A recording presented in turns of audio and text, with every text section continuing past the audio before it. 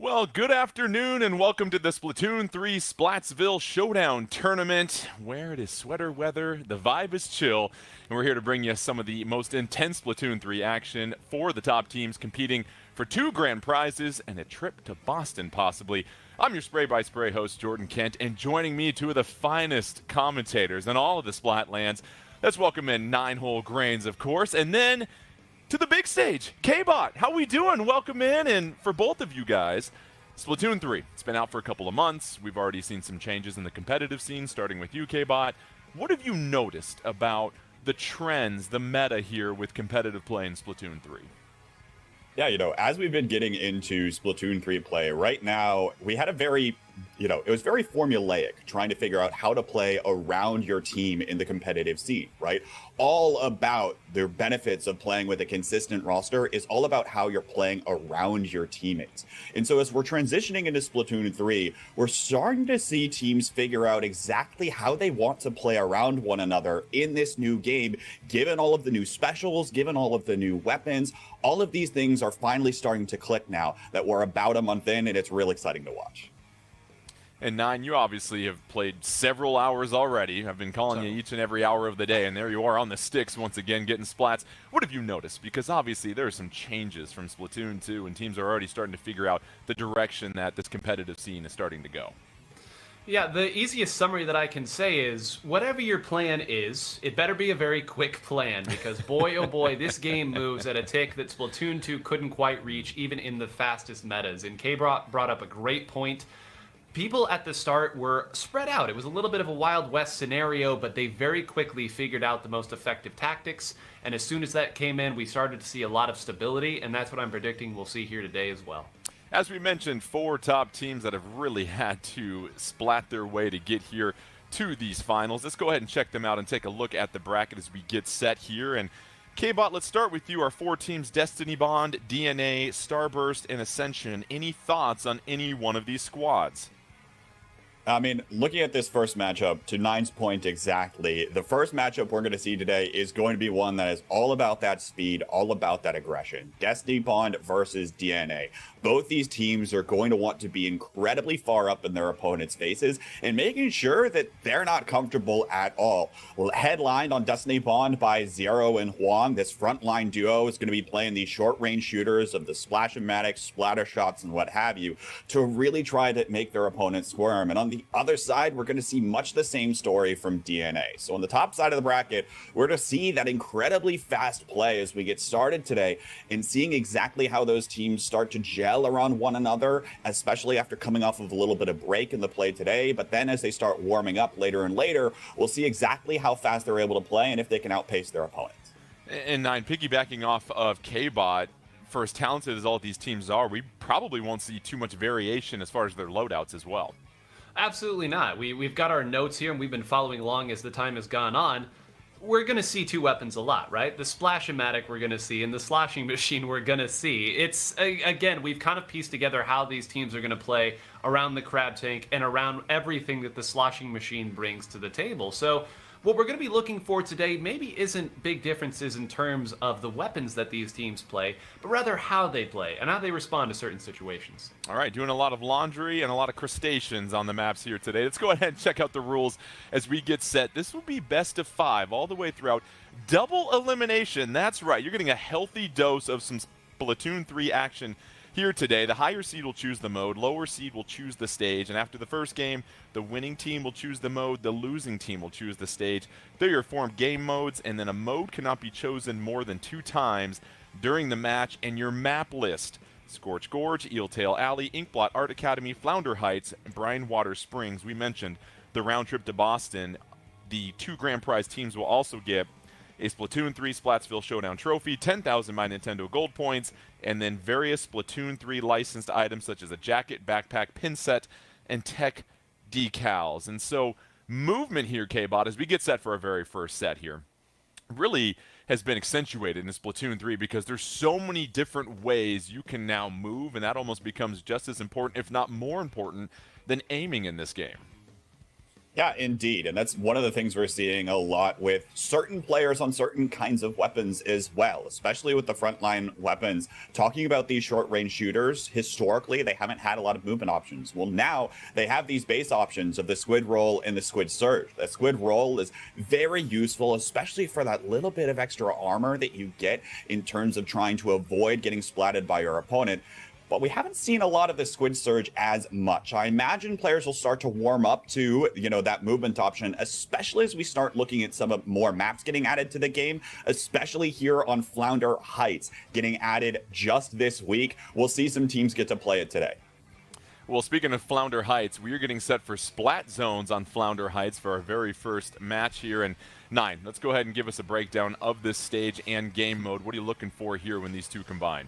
I mean, we're looking for a lot of the same thing we were looking for 7 years ago when this map came out in Splatoon 1, right? It's been that long already. It has been. If you're feeling a little old, I don't blame you here, but this is a 2-zone map. And unlike most 2-zone maps, this is a 2-zone map with a nice uninkable area in between in the form of that grading. So if there was ever a map to see some really intriguing take-back options and people swimming up different sides of those two large apartment complexes, this would be the time to see it here. So I'm fascinated that we're seeing this as our very first game, and I can't wait to see what the teams bring to the table. Yeah, and K-Bot, it's interesting because more oftentimes than not, when you have splat zones, the zones are at the lowest part of the map. Very rarely are they this elevated, which just adds another dimension of movement and how you can approach the zones and threaten your opponent.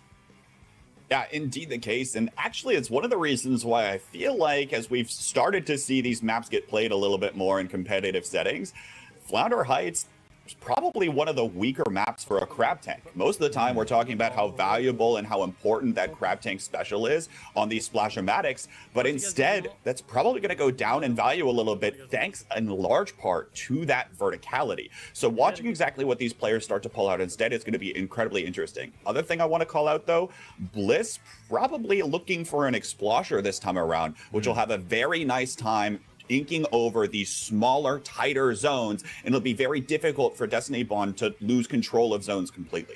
Yeah, once again, we're getting set for our first matchup here. It'll be, of course, on Flounder Heights, and you're going to be going here with both these teams, 9, that when you look at this map, is it difficult to sort of extend from the zones and then lock down the opposing team when you've got so many different ways you can approach the two zones that are elevated in the middle of the stage?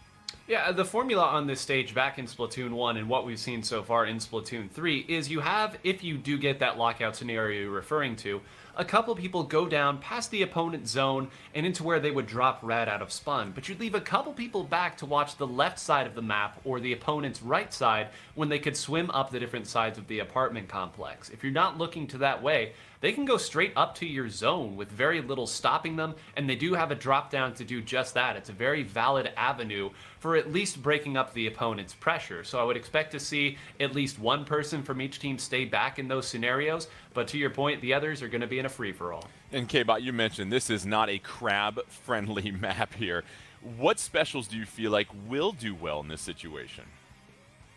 It's hard to tell, especially with, things still getting settled within the first few days of this. But one of the things I wouldn't be surprised to see pull out is the brand new 10-attack splatter shot that was also added this week. That triple ink strike has that vertical column that goes down the entire map, basically. And so you're able to throw that wherever you really want to, and you'll have a lot of pressure when things are a little bit up in the air here. And of course, Zero's playing it, tried and true. All right, we are getting set for our very first set here in the Splatoon 3 Splatsville Showdown Tournament. And already we take a look at this loadout, and no real surprises here, huh, 9? Nope, no surprises at all. Both sides picking their choice of what short-range shooter they want to go and attack with, and a lot of other players using that sloshing machine. The Booyah Bomb on these zones might be enough to cap it just by itself. Both teams with one zone at this point, just 20 seconds in, nothing major going on. You see the suction bomb coming this way. We have our first crab tank coming out here, K-Bot, and not a lot of room to work with, however, able to apply a little bit of pressure. It's exactly the name of the game here with the crab tank. If you're able to apply a little bit more pressure, effectively turning your weapon into a ranged backline weapon, all of a sudden you can start to have a little bit of a window of opportunity to move forward. Exactly what Destiny Bond capitalizes on there as they take back control of that zone. Destiny Bond already with an early lead here. Now at this point, 9, your Destiny Bond, you've got the zone. What are you trying to do as you know that DNA has got a full roster approaching you? They do, and they've done exactly that here. You can see Jared at the bottom of the screen is moving around a little bit. They're all keeping within arms or specials or subs reach of the zone here, waiting for the opponent to come to them. And DNA just fed them 2 players right there, meaning that the major threat is gone here. That's the third. It's just the Charger here left, who's really going to have to either play aggressive or back up. Can't stay here for too long, trying to maintain a force, but right now, everything coming up in the way of Destiny Bomb, wwonderfully executed. Yeah, the countdown on Destiny Bomb, maybe about 1 turn left at this point. DNA can't switch out. Now it's still a substantial lead, and K-Bot, we haven't seen DNA able to approach and reclaim the zone since the beginning as another member goes down. Destiny Bond doing a great job of watching these drops. Now it's another 2-down situation for DNA, and it looks like Destiny Bond closing this one out. You'll notice how they were swarming around the entire map, at exactly where Nine was saying, going beyond the zones and down into that trench area where they can start really trying to pick off their opponent before they can start approaching that zone. DNA feinting to Destiny Bond. Destiny Bond will go ahead and pick up the first game in this best of 5, and 9. That was quick. And for Destiny Bond, they gave you a clinic in how you secure the zone, which was a bit more of a back and forth at the beginning. And then finally, just really seemed to have all those entry points covered, and we never saw DNA really even threaten the rest of the way. No, and that really is the name of the game for a lot of these maps here in Splatoon 2. It just seems like once teams get a good, solid hold and they push forward, a lot of these maps do favor the aggressor, and we weren't able to see the stat screen there, but I would wager that there weren't too many times that Destiny Bond's players went down. It just seemed like they poked a little bit, they moved back a little bit, another person played with them, and this was an aggressive team in Splatoon 2, even in the missile heyday. They want to play this style, and so far Splatoon 3 has played right into their strengths. And K-Bot, going back to Flounder Heights and how the zones are elevated, it feels like you're at such a disadvantage if you lose zone, because now your opponents have the higher ground, and they can really keep an eye on you as you start to try and approach. And indeed, that's a little bit of the case, right? Normally, you'd expect, well, maybe there's a world where you can find an avenue climbing up the side of that apartment building, as Nine was talking about so much. But at the end of the day, if you get, 1 or 2 players ahead while 1 or 2 players are sitting on top of that zone, they're able to sit back and they're able to control any entry point that comes into the zone. Exactly what we're seeing on a lot of Splat Zones maps right now in Splatoon 3 is this idea of really favoring that lockout phase where your enemy team is nowhere even close to touching the zone with their own ink. It's exactly what we're watching there, and will be interesting to see how the rest of this progresses throughout the day today. All right, we're getting set for tower control. We're still waiting on the stage selection for that. But 9, tower control, Splatoon 3, what have we noticed, some of the changes, some of the transitions since Splatoon 2? Yeah, the mode itself hasn't changed as much as the maps that people play has. A lot of times in Splatoon 2, you could see tower control as a very methodical, set up your push, put one person who's building an ink armor on the tower where everyone else moves forward and attacks here. But for a lot of these maps, as we've said before, it does favor the teams that are pushing. There's so many avenues to get to where the opponent spawns, and because the opponents do have to shoot themselves into the fight, you actually get a little bit more time to react to how they're trying to set up their defense. So, especially on Eel-Tail Alley, which we'll be going to here, there's not a lot of avenues to get back to that tower. There's one wide way that you can go, and if that gets locked down, watch out. So it sounds like here, K-Bot, that getting that early advantage is so critical when you hear yourself and Nine talk about being able to secure the middle, lock things down, and how difficult it is to approach. So how do you get off to that good start here in Eel-Tail Alley? Well, I think here it's a lot about making sure you're not overextending, right? The second that you overextend is the second that you get collapsed around by some of the members of the opposing team. Staying on your side of the map, building up a little bit more of a turf advantage on your side, going back to the basics of turf war, right? Building up that advantage on your side of the stage, and then being able to slowly work your way forward, start to find those advantages or even those small windows of opportunity where you can start to get a single splat or two. That'll really be what opens it up for you if you can find those sorts of things. And that's what's going to come down to here, Nine. You've got relatively the same loadouts for each team, so there isn't some crazy different weapon somebody's using that's going to really turn the tide. At this point, what do you do in these situations when everyone seems to have such a similar loadout? How do you find that advantage? Yeah, the big thing, like K-Bot said, does go back to the basics and fundamentals. What are you communicating amongst your team?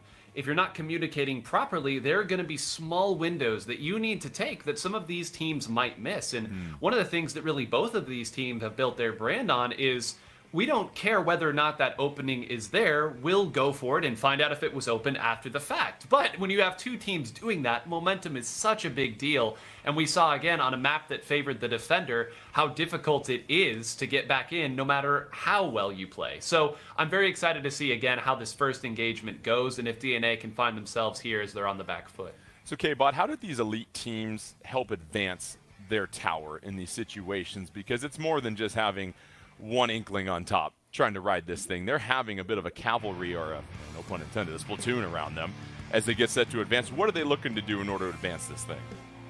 Exactly right, Jordan. I think one of the things that's most important, I always like to treat tower control as a moving splat zone, right? You want to have a bunch of your members around that tower all at once as they move forward and push forward on with this, building up a lot of map control in that area. We'll see if one of these teams can do it as we get set here.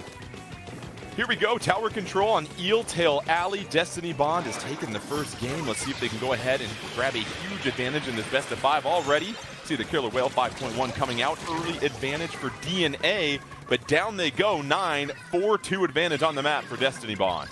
Yeah, and the tricky thing here is that DNA has gone with two, count them, 52 gals here. This is a weapon that's got a bit more survivability than some of their other shooters and has that long-range Killer Whale 5.1 as its special here.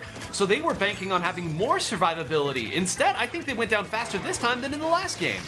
And now you see Destiny Bond building on that advantage. Here comes Juan with the Booyah Bomb. Gets splatted as he comes down to earth. However, second checkpoint starting to go down already. And Destiny Bond, once again, K-Bot, applying that pressure.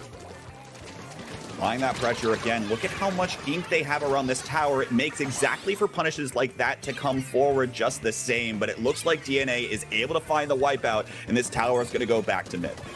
DNA, a chance to possibly evolve, move forward, get on the scoreboard here. They get the wipeout. Here comes another Booyah Bomb coming out.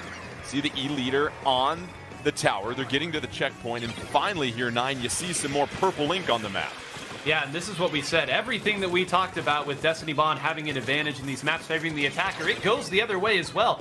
You see that Synapse is pushed up, got the wall out, so that's going to be 0 down. Helix hits an incredible shot. Another one down. Jordan, I think this is going to be the lead and maybe a lot more. There's just one crab tank here, and we'll see if they're able to hold and not let this knock out. DNA trying to get the pot to boil here, take care of this crab tank. They're at checkpoint number 3. They've got the lead. Now it's 4-1 on the map. Another wipeout for DNA. It's just a matter of riding this thing here home, baby. DNA, how about the turnaround K-Bot after taking that initial punch in the face? They go ahead and move forward, respond back, and now we've got ourselves a pretty interesting set thanks to DNA.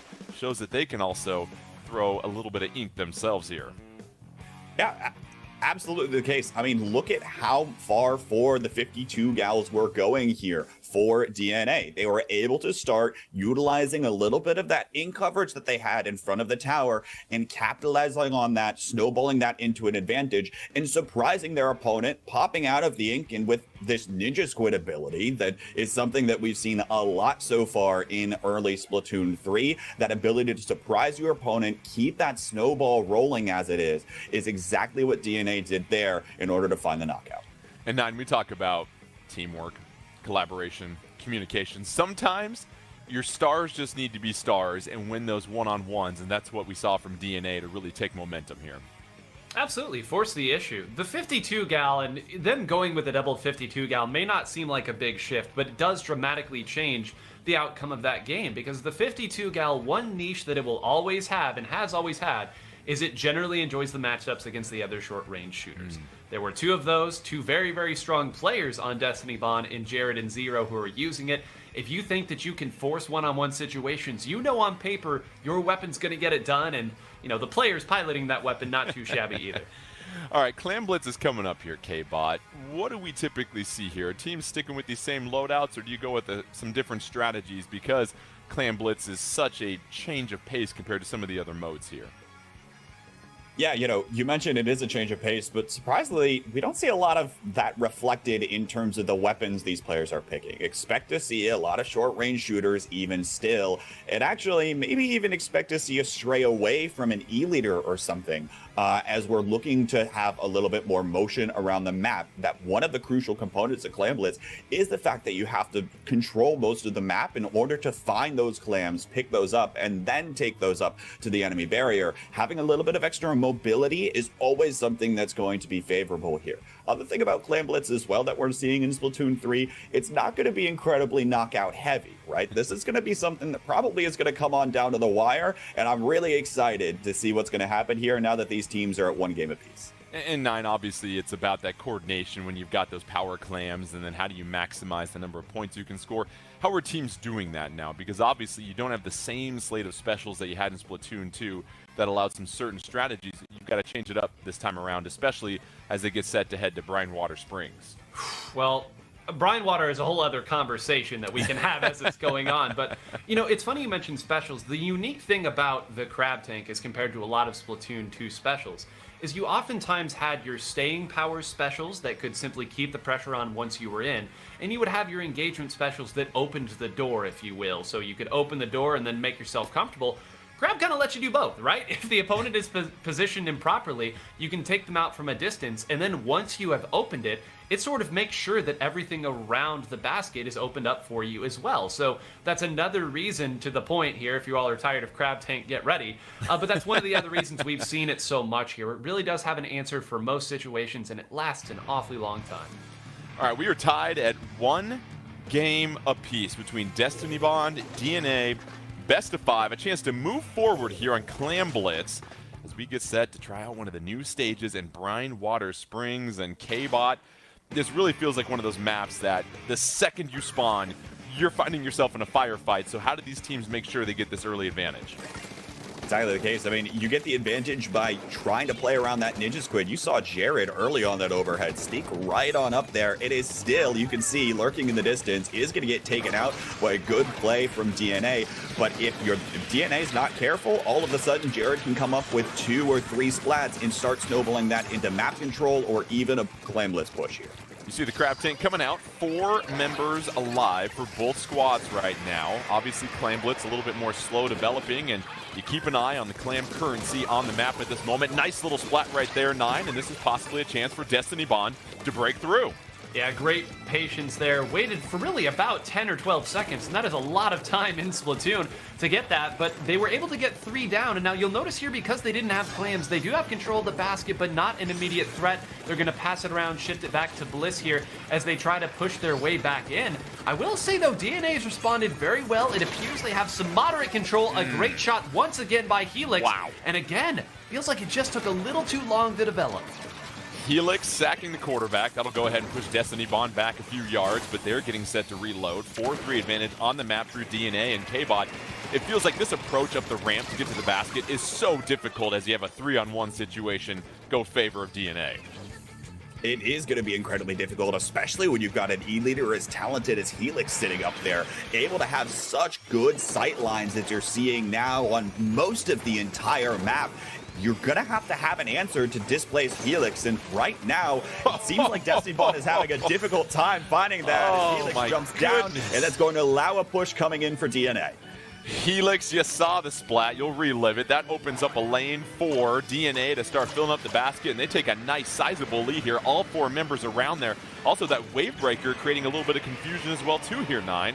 Yeah, they've done a great job here, getting down to 56 just fine here for what they got. It looked like they might not get past 60. We always talk about 60 being the nice marker there. You do still get a clam whenever you make a successful defense to make a counter push, so we love to see those big pushes early on in the game.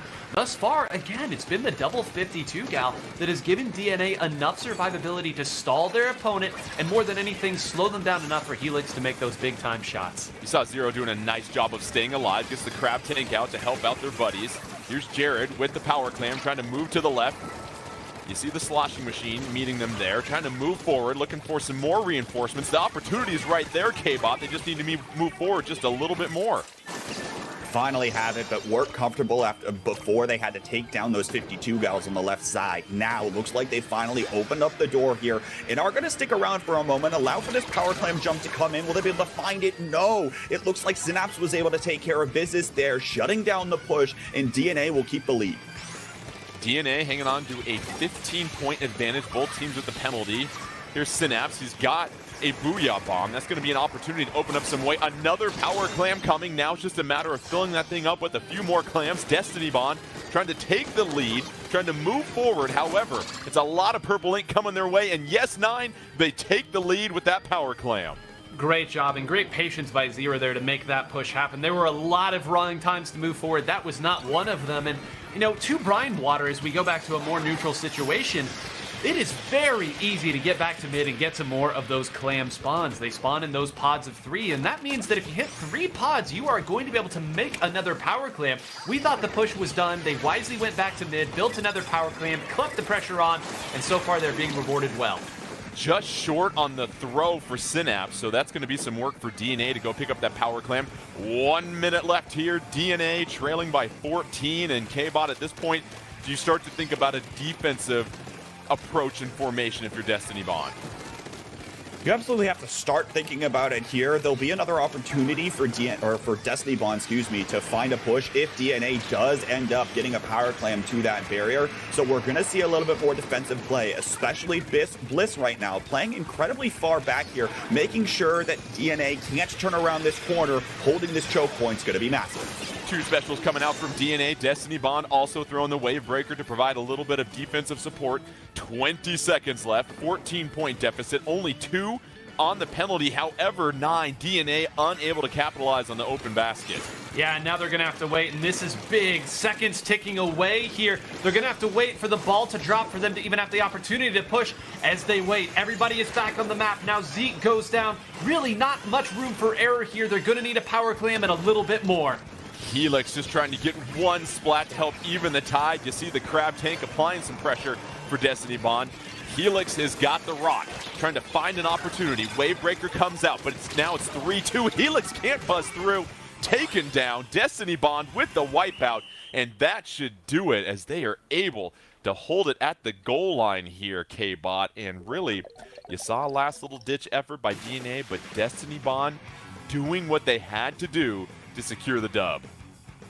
Yeah, and one of the things I want to point out there on both sides of the map, given that we had 3 52 gals, I didn't expect to be saying 52 gals a bunch here. I don't think 9 did either. We were expecting Splash-O-Matics the entire way through, but that splash wall going out right on that turnaround point where those opponents are going to be pressuring into your own barrier, if you can control a little bit extra of that area, all of a sudden it's going to make it that much easier for you all to find advantages, to find splats, and then lock down any kind of push that the opponent will be going for. It's exactly the name of the game that Destiny Bond had to play around one of their players that was utilizing that splash wall, having a crab tank as well to help round out that entire composition, and they were able to do it there for nearly the last 60 seconds of gameplay.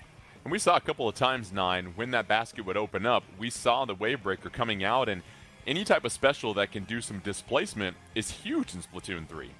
Absolutely. It gives you a lot of information because you can pretty reliably guess where the opponent is not. And oftentimes, that's all you need to be able to quickly identify where you need to fire. As K-Bot noted earlier, a lot of players are running Ninja Squid these days, partially because the weapon's favorite and partially because the map's favorite. That means that if you can identify even probably where they're going, it's a big, big boon for you, especially when these weapons take you out so quickly that you can't react. And so now that'll set up Rainmaker here as we get set to figure out what map it'll be on here, K-Bot. And so far, it's been back and forth. It's now a 2-1 advantage for Destiny Bond as they secure the win. For Rainmaker, what's the game plan here as you look at everything that's new to Splatoon 3 and how teams are approaching it?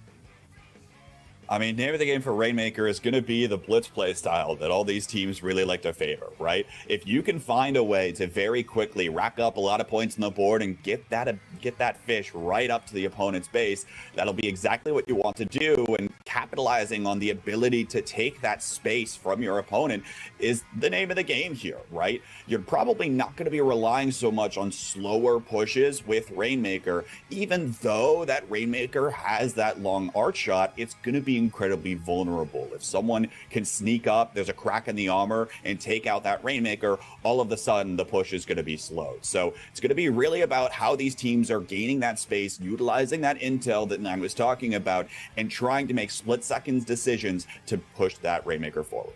And 9, how have the checkpoints and Rainmaker changed things? Because we used to talk about how there's always one particular route you want to go that gives you a huge advantage potentially. It's a little bit harder to travel. Now we have the checkpoints, which kind of take away that 15-second round of Rainmaker we've seen before. Yeah, it's been kind of funny, honestly, looking at how people have reacted to it. Some have said this saved Rainmaker, and some have said this ruined Rainmaker. So really, it's Taster's choice on that. But what we have seen very consistently is that on a lot of these maps, that first checkpoint doesn't take a lot of doing. Usually, if you're engaged in the middle of the map, you get 3 or 4 down, you get the first checkpoint without too much trouble. What becomes interesting on these maps is how quickly the teams opt to pop after they get the first checkpoint and push for more points, or if they opt to push ahead of it and see if they can turn that one opening into the knockout. It's always very intriguing to see and often based on what their opponent is showing them, but I do think that the checkpoint system has added a lot of, I won't say life to Rainmaker, but it certainly added a lot of variety to the way that the teams play. A little seasoning to the stew, as we like to say. And so K-Bot, as we get set for Inkblot Art Academy, Rainmaker here, it's not the biggest stage, and so it'll be fascinating how teams really approach it on this particular stage. Yeah, indeed the case, right? When you were talking about things that aren't as large, all of a sudden a crab tank with so much range is going to have so much of an impact, and that's exactly the reason why we're seeing it so much. Now, again, here we'll have to see if the players opt to switch off of their 52 gals that they've been favoring, especially on the side of DNA, which I feel like is probably a viable strategy here. Killer Whale 5-1, of course, can have a little bit more of that presence, but is really good when trying to play around in messy firefights up close, less about locking down and slowing down a potential push moving forward. So it'll be interesting to see the playstyle that these teams go for. I think either can certainly work, and it'll be a matter of personal preference. Maybe DNA's been sticking with the 52 gals. They've been jamming with those, and they might end up sticking with it.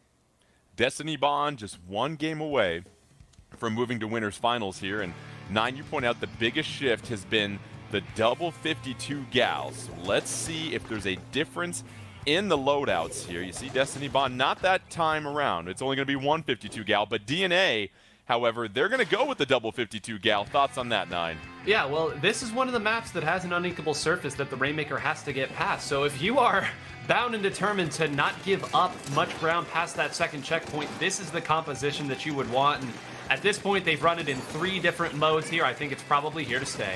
Juan with the Booyah Bomb ready to go. 3-3 on the map as a player for each side goes down. Booyah Bomb can't do anything. But for the most part, Destiny Bond starting to threaten a little bit. You see a couple members of DNA super jump back to spawn, and they're retreating a little bit. And here's Destiny Bond. Oh, but the Killer Whale 5.1, along with the 52 gal here, giving an early advantage to DNA, K-Bot. The super jumps back allow DNA to collapse around their opponents after they start to be a little bit uncertain, right? There was a window of opportunity, but DNA was very quick to close the opportunity, and now they're going to keep pushing forward here. 2 down, ink back. This is the cookie cutter combo right here, using that ink back cone that disrupts the enemy team and prevents anyone from even getting a little bit of ink down to stop that Rainmaker. DNA takes this down to 6. DNA just inches away from tying up this set. Now it's just a matter of hanging on to this lead at this point. They're applying the pressure. It's 3-3 right in the living room of Destiny Bond at this moment here, 9. Yeah, this is unbelievable. You do not see it go to 6 this quick, oftentimes between 2 teams of this caliber. They wasted absolutely no time and the perfectly timed ink back, as was noted here. So we saw this earlier in the tower control game where one team opened up with a big push and the other made a giant counter push as well. Already now, 2 down on one side and a couple specials out as well. It doesn't look like they're going to be able to seize the exact same initiative, and we'll start to see this double 52 gal comp slow things down a little bit. But it's nice to see Destiny Bond at least firing back with that first checkpoint. You saw Juan trying to throw out that Booyah Bomb. It looks like they're going the route here, K-Bot, of letting the Rainmaker sit there, push forward. However, they're not going to be able to take advantage of it. That resets, and now another opportunity for DNA with 2 specials to make a push here, K-Bot. 2 specials online, but critically that ink back in the hands of Helix. Watch this Rainmaker get right up into position, going right up this ramp, and then probably the ink back's going to come through, but it looks like all the meanwhile, somebody from Destiny Bond was able to find an angle towards that Rainmaker, stop the push in its tracks, and now might have found an opening for themselves, the team in yellow. 0 with that crab tank, pinching out a splat right there at this moment. 2-1 advantage in our games. Don't forget, Destiny Bond with the victory, they'll move on to winners finals. DNA trying to push it to a 5th game. Little one-on-one, a couple of splats traded here. 3-2 advantage on the map for for Destiny Bond, but it feels like at this point here, 9, DNA has done a really nice job of establishing stage control. They had, but it all went away just as quickly as we had said it there. Thankfully, the Rainmaker reset bought them some precious seconds. They had just enough time to get their respawns off, and it looks like Destiny Bond wasn't able to push their players up into the truly dangerous position. Right now, the sloshing machine is the one carrying the Rainmaker. Remember this. This is the weapon that you would love to be able to fire up over to that top left area. As it stands right now, they're going to need shooters and specials to do it. They've done a pretty good job so far, and they have a lot of time left on that Rainmaker. And you saw Destiny Bond with that Rainmaker dancing like they were on TikTok trying to stay alive. Here's Zero trying to push forward. Zero goes down. 4-2 advantage DNA. You feel like K-Bot, this is where they can finally start to push Destiny Bond back. That was exactly what Zero was trying to do. Find an opening, like we were talking about earlier, but it just looked like he couldn't quite find the angle there. DNA punishes, then they keep rolling forward with these 52 gals that have been doing them pretty good service so far. And now with 75 seconds to play, they're still sitting comfortable. If they can set up to have the entire map advantage here, especially over mid, they'll be sitting pretty well for themselves. You saw Zeke trying to take on 2. Zeke staying alive, but can't anymore. That's a splat for Destiny Bond. Juan with the Booyah Bomb coming out. Killer Whale 5.1 also out. So here's another wave, another push here, 9. Can Destiny Bond get it at this moment? This is their best opportunity. That's a machine down, but Zero's Crab gets taken down by a great shot from Helix here. That was the big advantage. They have Juan up in a good position, but I worry that it's just taking them a little bit too long. Again, we've said precious seconds means that the defense can stabilize here, and as soon as these walls start to come out, you know you have to back up. Nothing is sneaking through them. So once again, DNA by the skin of their teeth, saving just enough time to get their defensive resources. Rainmaker in possession for Destiny Bond. Under 20 seconds left. Can they push forward, trying to take this set, or will we go to a 5th game? DNA has got to play defense, and that's a splat that goes down as DNA holds on to the 4-2 advantage. Looks like they're going to hang on here. They're trying to burst the Rainmaker shield. Everybody right at the spawn for DNA. It's going to be a back-and-forth battle. Who can claim it first?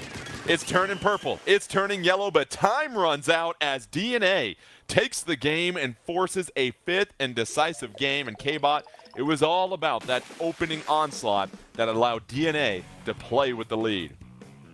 Yeah, if you can play with the lead, getting it down to 6, I mean, you're almost expecting the enemy team to try to go for the knockout, right? If they're not able to do that, all of a sudden, you're going to have a lot more wiggle room to play with in the game. You can play much more defensively. You don't have to worry about making commitments to push the Rainmaker forward, and instead, you can play much more back. Exactly what this 52 gal composition wants to do. Set up those walls, slow down the pace of your opponents, and just play defensively overall. And Destiny Bond just could not quite find the answer. Other thing I want to call out though there, at the very end of that game for DNA, you saw them not pop the Rainmaker shield. Those sorts of things are incredibly smart from DNA, because the second that the Rainmaker shield gets popped, there's a possibility that one of those sneaky members of Destiny Bond is able to paint up a path right in front of that Rainmaker, pick it up and get a few more points on the board. Might have been devastating, but they play it patient, they don't pop the Rainmaker shield, and they secure themselves the victory. And 9, you really look at the ability of DNA to get that initial lead, but then for Destiny Bond, we saw it. They weren't able to take advantage at the end. In fact, one of their crab tanks going down at the last moment there. Yeah, so difficult again. You want to pull the crab tank out, and against most weapons, you can react to somebody firing at your crab tank. The one weapon you can't, well, maybe not the one weapon, but the weapon they had that they couldn't was Helix's Charger there. One of the few weapons that can apply enough damage, pinpoint enough to the vulnerable spot of the crab tank there. So credit to Helix for even having the wherewithal to be there in that situation, but to hit the shot as well. And again, I just want to credit the way DNA played that. Oftentimes at this level, the team that gets the most push opportunities usually finds a way to go through. It's just how this usually ends up working. They played it so smart all throughout, and as K-Bot said, the brains with all the pressure in the world against you to know, hey, let's not pop this Rainmaker. Great stuff from them all around, and a great set thus far. So K-Bot, we're going to have tower control, Scorch Gorge. DNA won tower control last time, and so they get a chance to now play their game that they won. What do you see, this map, this mode? What's the key thing to keep in mind here?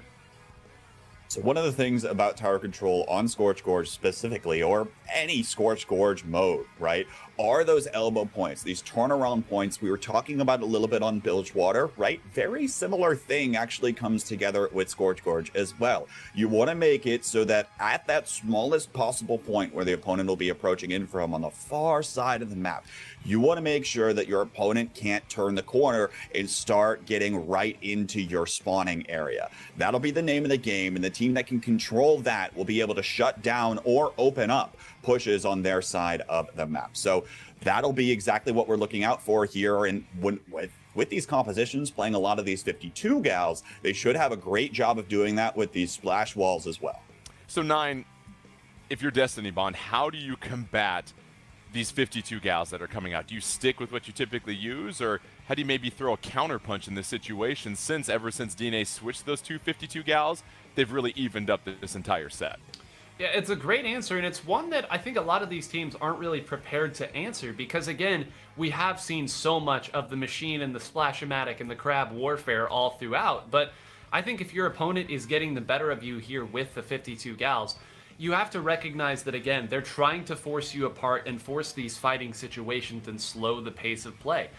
Zero, a very capable user of a number of different shooters. Maybe he switches over to a 52 gal, or maybe to either the splatter shot or the newly released Tentatek splatter shot. Weapons that have some bombs that you can actually use to very quickly break those walls. It's a tried and true method. We've seen Zero go back with the burst bomb using Splash-o-matic. Hasn't gone as well for them in that scenario. So, a potential opportunity, but really, as long as they don't let DNA get the ball rolling, they're going to have a fighting chance. We are less than 20 seconds away from Game 5 in this winners semis set. Who will move on to Grand Finals with a chance to earn a trip to Boston? Let's go ahead and take a look here. Tower Control, Scorch Gorge, Destiny Bond, DNA, winner takes all and moves to the Grand Finals. And already 9, do we see anything different from these loadouts? I mean, we called it there. Zero has gone back to the splatter shot. Great job, I think, at least having this idea in the back of their head here. They're going to have a very nice Trizooka that can be very, very strong on this map with the way defenses usually go, and of course, the suction bomb all the way through. So far, it does look like they left their slashing machine a little off by themselves, but Zero might have a chance to capitalize on that. Dives in, is able to get one, does get taken down though, so this push not yet done for the time being, although it doesn't look like it's going to reach too dangerous of a spot. As you mentioned, Destiny Bond getting on the board, but it wasn't enough to do significant damage. DNA now trying to send it back the other way. You see Bliss on top of the tower. They're trying to find a couple of targets there. You see that Splatling really able to apply a lot of pressure from the distance. Splash wall coming up at an opportunistic time. And now Destiny Bond takes the lead. They're at checkpoint number 1, and already you see how well they're positioning themselves, K-Bot, as they try to get set for this next checkpoint. Yeah, they're looking to try to find an advantage here, but actually with Bliss going down, that long-range presence going down, the push starts to fall apart. All of a sudden, 3 squids. Now, the delayed wipeout coming in here, where one of the members are starting to get staggered on the respawns. DNA opening up this area. Look at how far forward Zeke is pushed. Well around this corner I was talking about earlier. This is a great position for DNA, and I expect them to clear this checkpoint with ease. You see Synapse on your left trying to push forward. Now it's DNA that has taken the lead. Let's see if Bliss can hopefully provide some reinforcements for Destiny Bomb, but they're a little grouped up, and DNA here, 9, at the second checkpoint, trying to avoid that Trizooka. I think they're able to escape it, but already DNA again on the offensive push, applying that pressure in the first half of this game. And great call out on the Trizooka there. That Trizooka is the only reason that this push isn't still going on right now. Took out 2 members, including the range there from Helix. So we said that that was a great reason to bring it out here, and it is already paying dividends for them. But one important note about this map here, you can see where that tower ends up going. It actually does give you the opportunity to jump on the opponent's side of the map. It's very clever, and it's a little bit cheeky there, but it works, and that was why Synapse was able to get so far pushed up.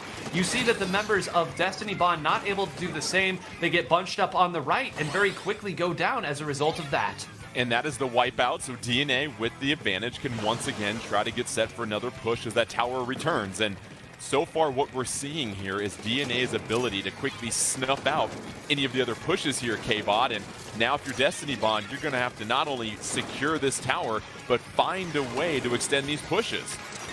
Yeah, brilliant use of the wave breaker on the other side of the map, right? With Helix going that down right around that turning point, all of a sudden the advantages for Destiny Bond to actually find a way in are minimal, and then it starts to allow the rest of the members of DNA to storm forward. It looks like DNA is starting to come over mid here as well. They're looking to try to build up a little bit more map control in this area and making sure that Destiny Bond doesn't have a chance to touch this tower, but we're starting to see trades back and forth here as all of these trades are going to go to the favor of DNA since they're the ones in the lead, especially with this second checkpoint cleared.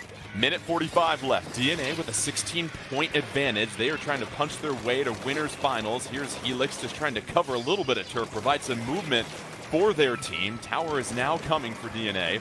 They're trying to push forward. Down goes one member. Now it's 4-3 advantage for Destiny Bond. Oh, but a beautiful snipe by Helix, and now Helix trying to pick off one more with that wave breaker, and another one there, 9.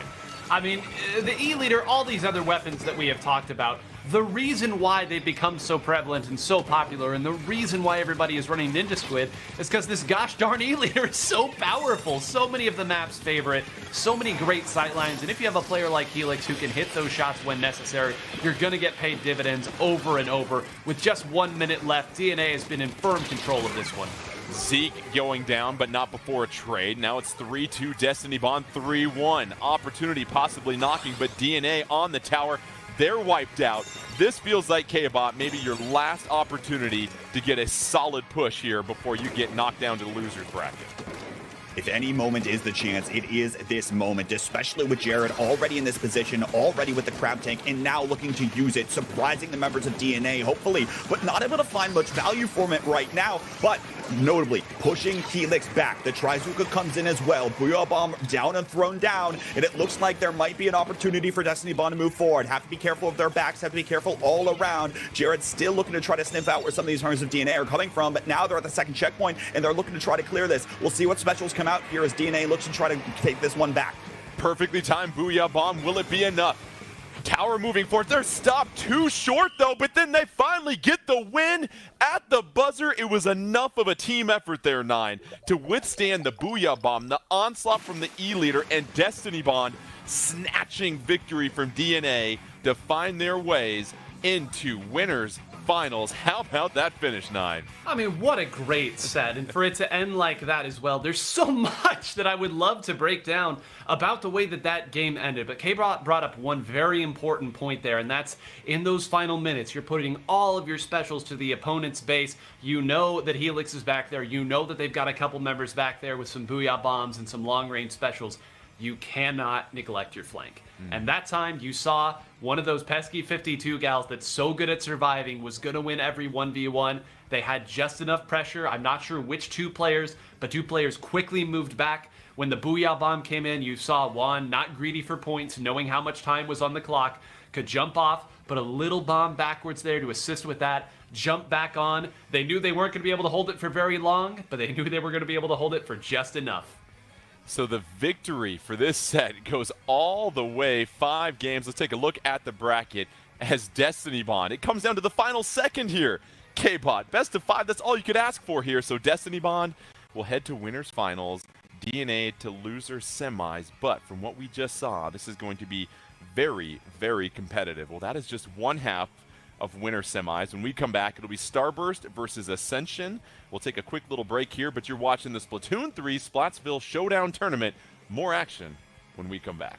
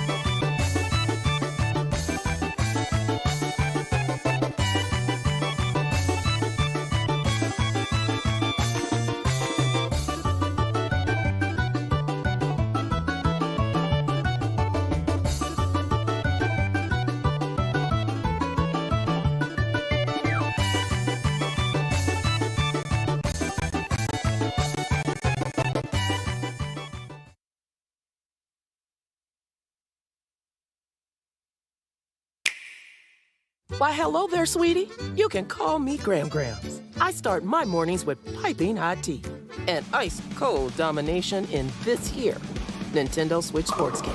I just ranked up in survival bowling, so you know I'm ready to serve, turkey. For those of you less seasoned, survival bowling in Nintendo Switch Sports is online with 16 competitors.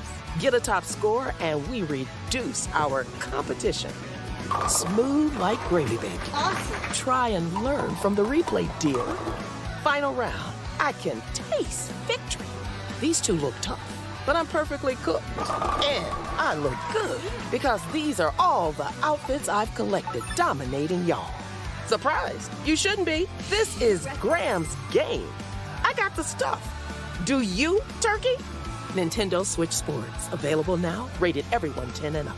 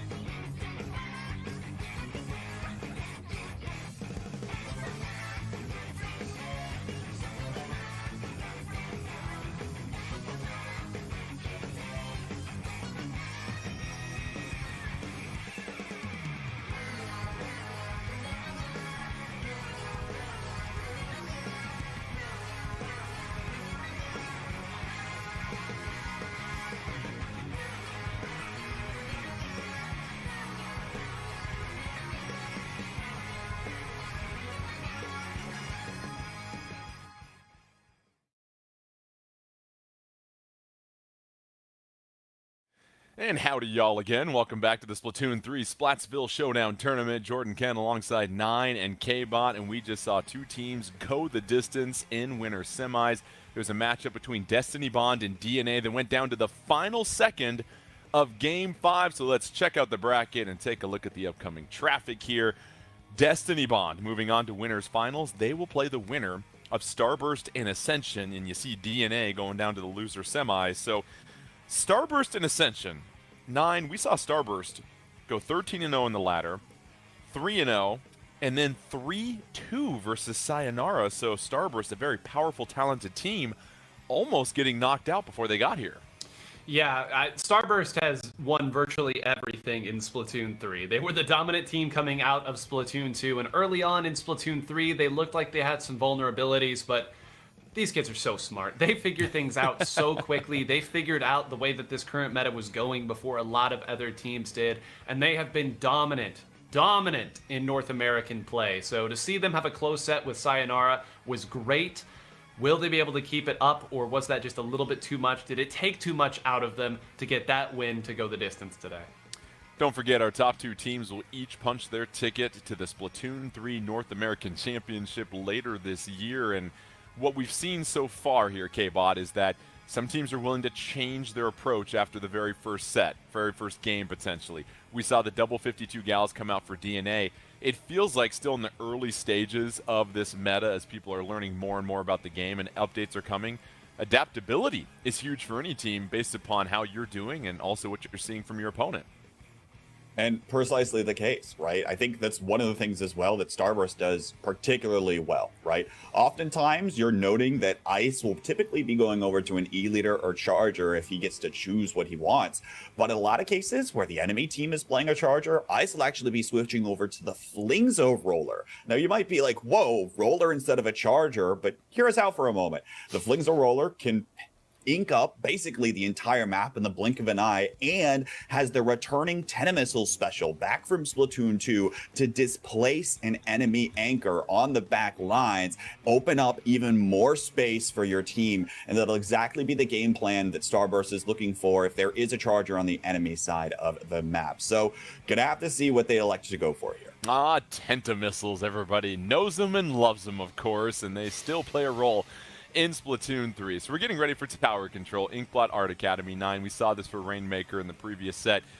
What do you see here with tower control? Again, a lot of the action taking place in the middle, and it feels like getting into the enemy's base and being effective there is what really turns the tide. Yeah, absolutely. This is one of the most played map and mode combinations in Splatoon 2, right? And with the exception of maybe some specials changing, the game plan didn't really change. The stage didn't really change. So oftentimes you're going to see that very first checkpoint go without too much resistance. The second checkpoint going to be the very important one. You're going to see players push well ahead of the tower. And as K-Bot said, Tenta-Missile's the only truly global displacement special that's left. The Killer Whale 5.1 functions sort of similarly, but it's not as direct. So it wouldn't surprise me if both of these teams opted to use that, find a way to support your other players who were way ahead, because getting past that second checkpoint is worth its weight in gold on this map and mode. Yeah, and once you get up there, K-Bot, what have we seen from effective teams when you're there getting to that second checkpoint, trying to make your way? And this is really where the lead changes, right? That second checkpoint, who can get the furthest past that? How do you continue to apply that pressure when it feels like the opposing team is just spawning right on top of you? Yeah, I mean, there's a few things that you can really try to do, right? One of the instances is actually to work your way up the left side of the map, take a little bit more of that elevation advantage into parts of the map that you might not commonly think about. This will be an incredibly important position. But if you can get things like a crab tank all the way up against the opponent's spawning wall, all of a sudden you'll have a decent eyesight down into their spawning area, and you can exactly see where they're looking to try to jump in from, and maybe even pick off a splat or two in the process. So that'll be kind of a large part of what this game plan is. Once you get around that area, it's going to be all about continuing to control that space, expand your inkable area in front of that tower to allow the tower to follow in the push. We've seen a lot of Booyah Bomb as well, too, and 9 is someone that frequently throws those down online all the time. Booyah Bomb strategy, because obviously in tower control there's a big old bullseye as far as where you should throw that at. How do teams utilize that to really help themselves out? Is that more of an offensive or defensive tool in tower control? I mean, that's the wonderful thing about Booyah Bomb. It's both. It's whatever you want it to be. It's survival, it's the Kawhi offense, Leonard it's of specials, isn't it? Not within the last couple of years, but I get what you were going for there. No, it is important to note the Booyah Bomb has changed somewhat from its Splatoon 2 counterpart, but the main role that it performs, not all so different. We saw a Booyah Bomb almost end that last tower control game before the late heroics could be had, but one thing I think that is very fun about Booyah Bomb in this game is the role that it gives the sloshing machine, where the sloshing machine can go up and attack. And as K-Bot said, how you push up that left side is very important, and the sloshing machine loves playing at those ranges, loves firing up at the opponents as they're trying to come down. And if you misjudge and somebody was waiting for you, you can pop your Booyah Bomb, get a little bit of survivability, and even if you aren't able to last as the opponent is shooting at you while you're in Booyah Bomb, at the very least, that's information for your teammates. Maybe somebody can get over there to capitalize and get a little revenge for you. But it's such a great special paired with that weapon, and that's why we see it virtually everywhere. K-Bot, you were talking about Ninja Squid and how that's been such an important ability, and for a lot of folks that are really diving into competitive play, as Splatoon 3 has really welcomed so many more players to the player base, how do teams, or individuals I should say, go about choosing what abilities to roll with? I mean, how do they get to that determination? Yeah, I mean, oftentimes it's going to be all about the play style you're looking to play, right? If you're on something that wants to be a little bit more aggressive in the face of the enemy team, you also want to make sure you're not giving away your position as often, which is exactly what Ninja Squid attempts to do, right? If you're able to swim around, you can just pop out of your ink puddle all of a sudden and surprise your opponent. That's a lot of what it is, where Splatoon, we don't often think of it as an intel game, but sometimes it's worth thinking about it as such, in these like 10 or 15 second increments, all of a sudden your opponents can either know a lot about where you are or not know a lot. So that's the reason why Ninja Squid is so impactful. But in terms of other things, I mean, a lot of it comes down to personal preference. We do see some commonalities. We're actually seeing a decent bit of quick respawn right now, and even a little bit of stealth jump as well on teams that are looking to continue jumping in and sustaining their pushes for a long amount of time. But at the end of the day, a lot of it does come down to personal preference and personal play style. There's very rarely a common, this is the correct answer kind of strategy when it comes to your gear loadout. Yeah, that's what's interesting here, Nine, is you still see some variation despite the fact that, we're going to see a lot of splash, a lot of sloshing machine. And so as we get set for this very first matchup, again, it's going to be Tower Control, Inkblot Art Academy, both these teams, Starburst and Ascension, getting ready to go here. Tell us a little bit more about Ascension. You said they were kind of the dark horse here, and what we're seeing is any team can beat any team on any given day. We were surprised a few months ago at a tournament about what we saw. Ascension, what have you seen from them so far?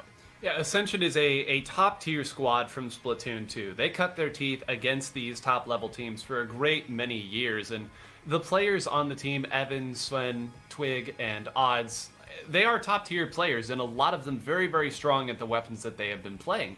We were a little bit, I won't say surprised necessarily, but we weren't sure what we were going to get from this team, and to see them make top 4 is, on one hand, surprising, but on the other hand, not so much. They've played against these types of players for a long time, and they have very quickly fallen in line with what they like in the meta. The sloshing machine, the 52 gal, the splash-o-matic, various chargers, that's what these players want to be playing.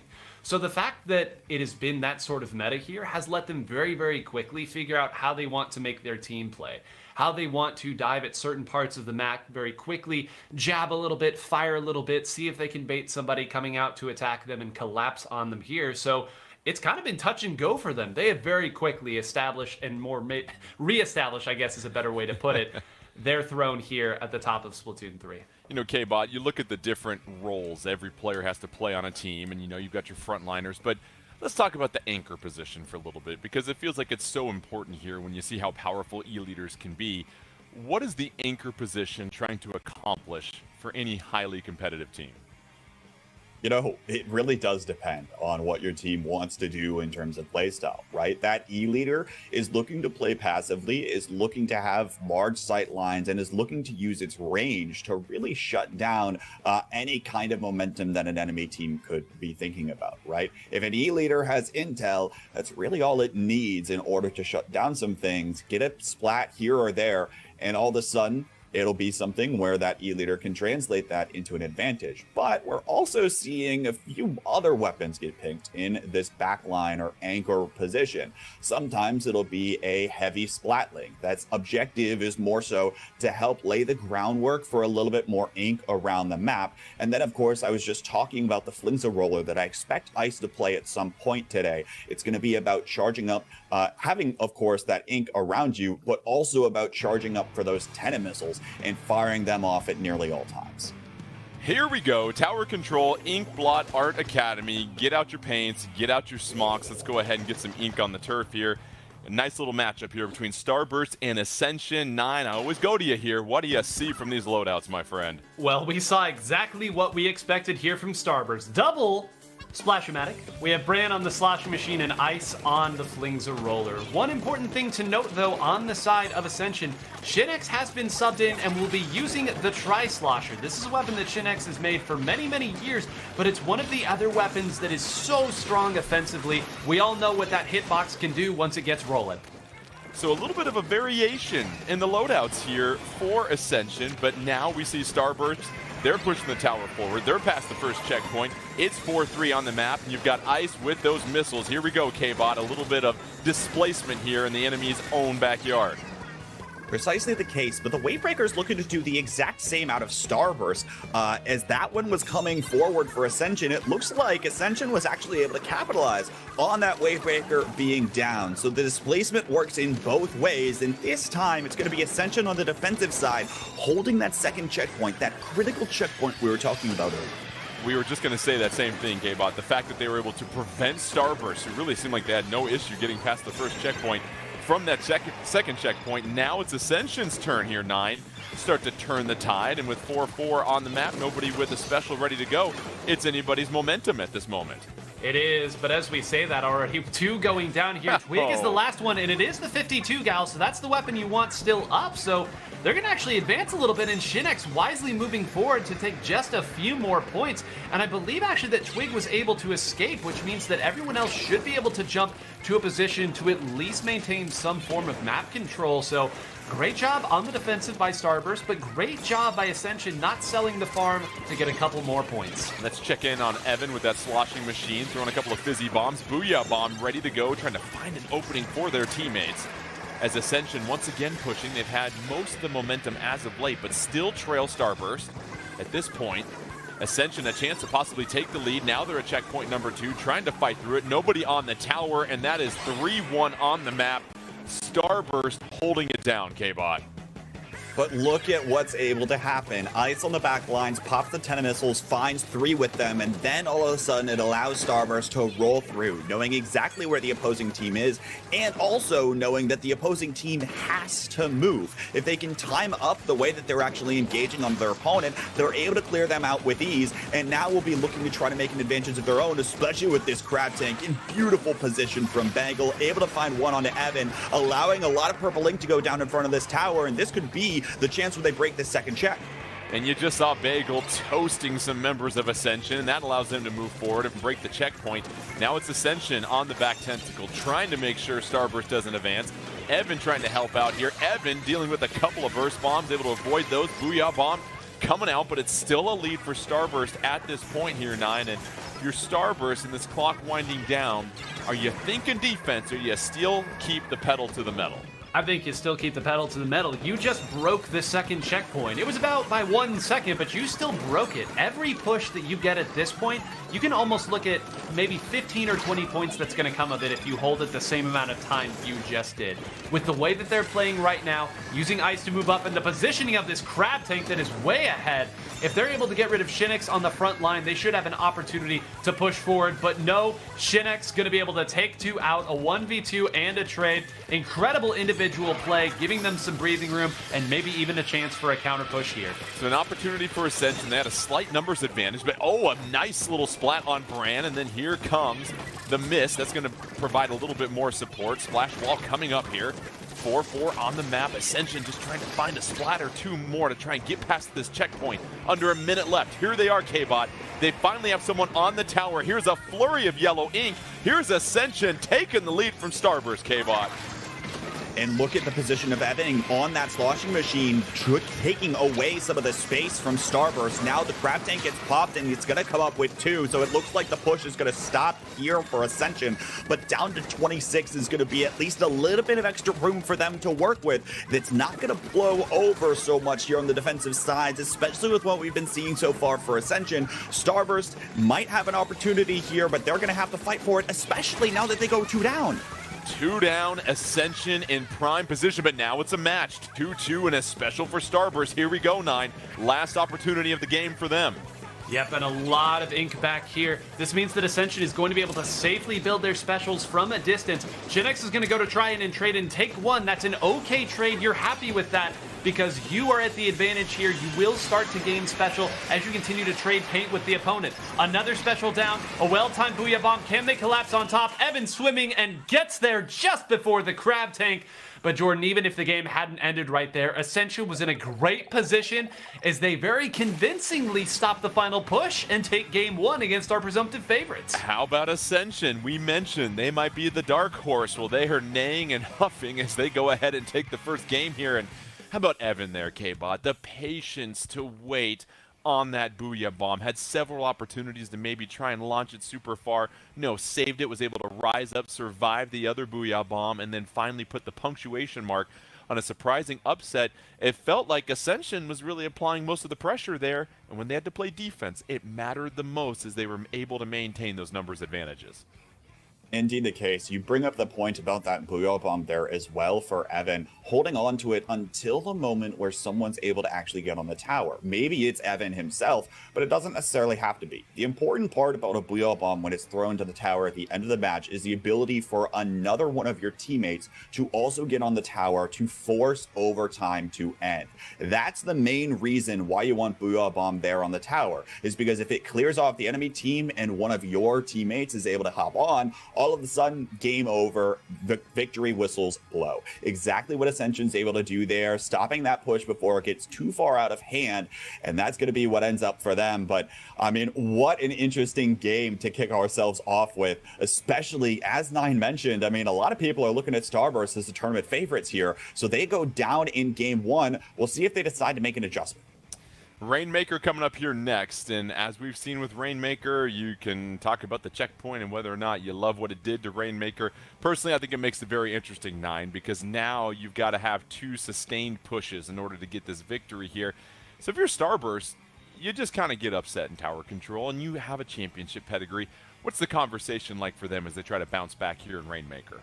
I think the big conversation point and where that game started to fall apart is they lost sight of different members. Really, before their final push could get started, Twig, the 52 gal, and one of the finest Kensa 52 gal mains back in Splatoon 2, was in their back line. And you're not going to win, maybe the whole theme of the day, you're not going to win a 1v1 against a skilled 52 gal. The weapon is built for that exact purpose. So maybe it's the matter of them not checking everything right, or it's Ascension simply being one step ahead and knowing where to hide. But in Rainmaker, where the game is all about making sure that each push counts a lot, if you get separated and the push slows, the opponent's going to slowly passively build special meter, you aren't going to have time to wait. So I think for them, maybe the big adjustment, if not from a weapon standpoint, is let's check behind, let's take just a couple seconds to clear that out, and then make our push forward, because Twig absolutely dominated the back half of that game.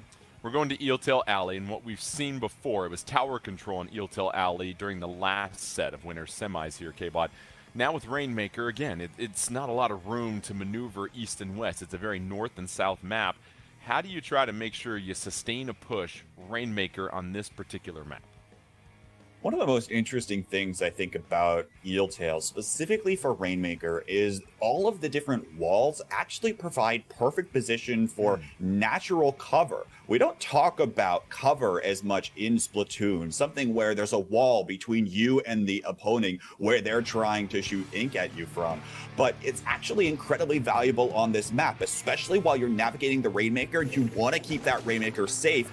All of a sudden, a lot of the alleys here on this map in particular allow you to get that Rainmaker just a few extra points more.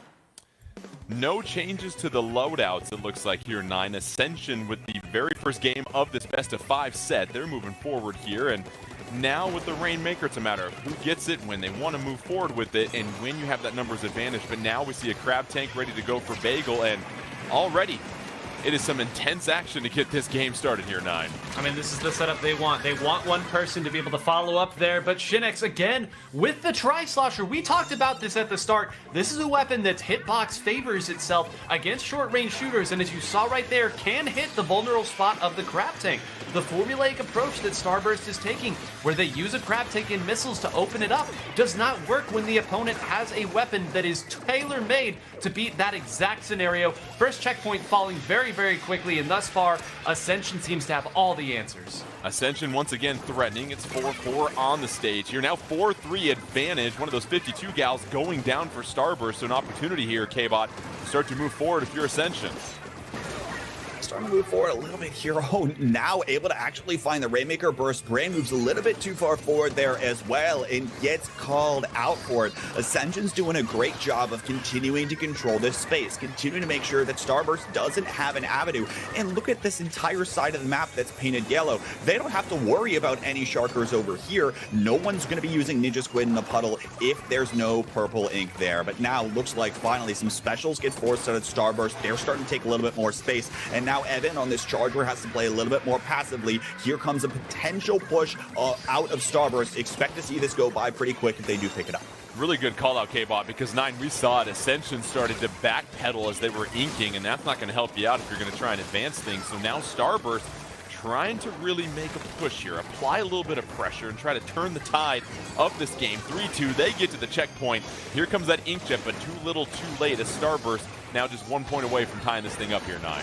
Just 1 point away, but look at all it cost them there. A very, very good inkvac there used by Swen in conjunction with that inkjet. Actually, maybe even protected Shinx long enough to make that inkjet happen.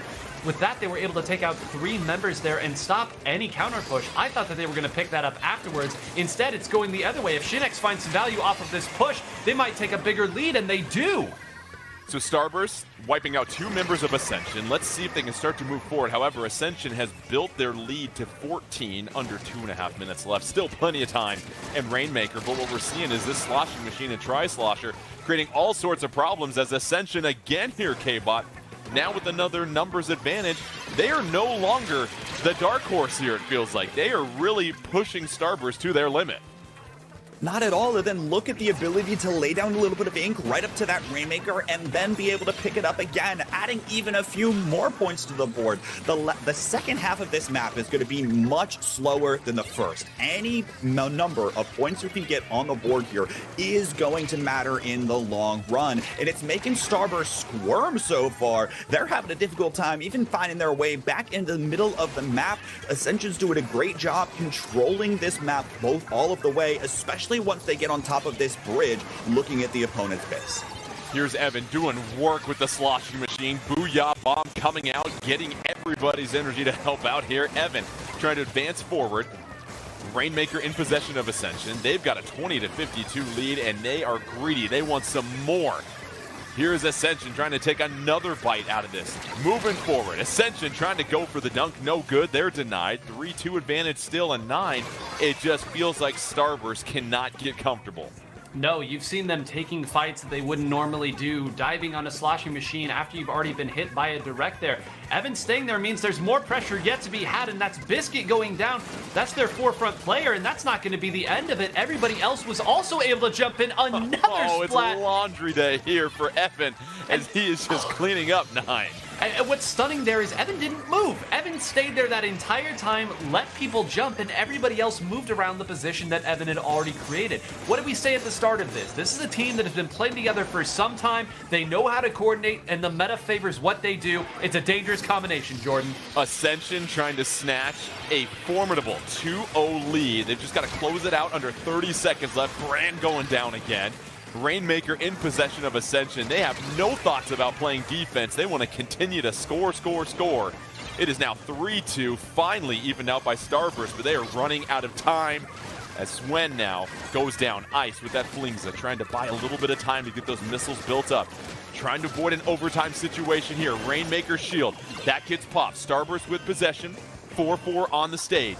It is a flurry of ink back and forth, and down goes Starburst and Ascension, rising up to a 2-0 lead. And K-Bot, how about the scrappy underdogs once again landing another haymaker to Starburst?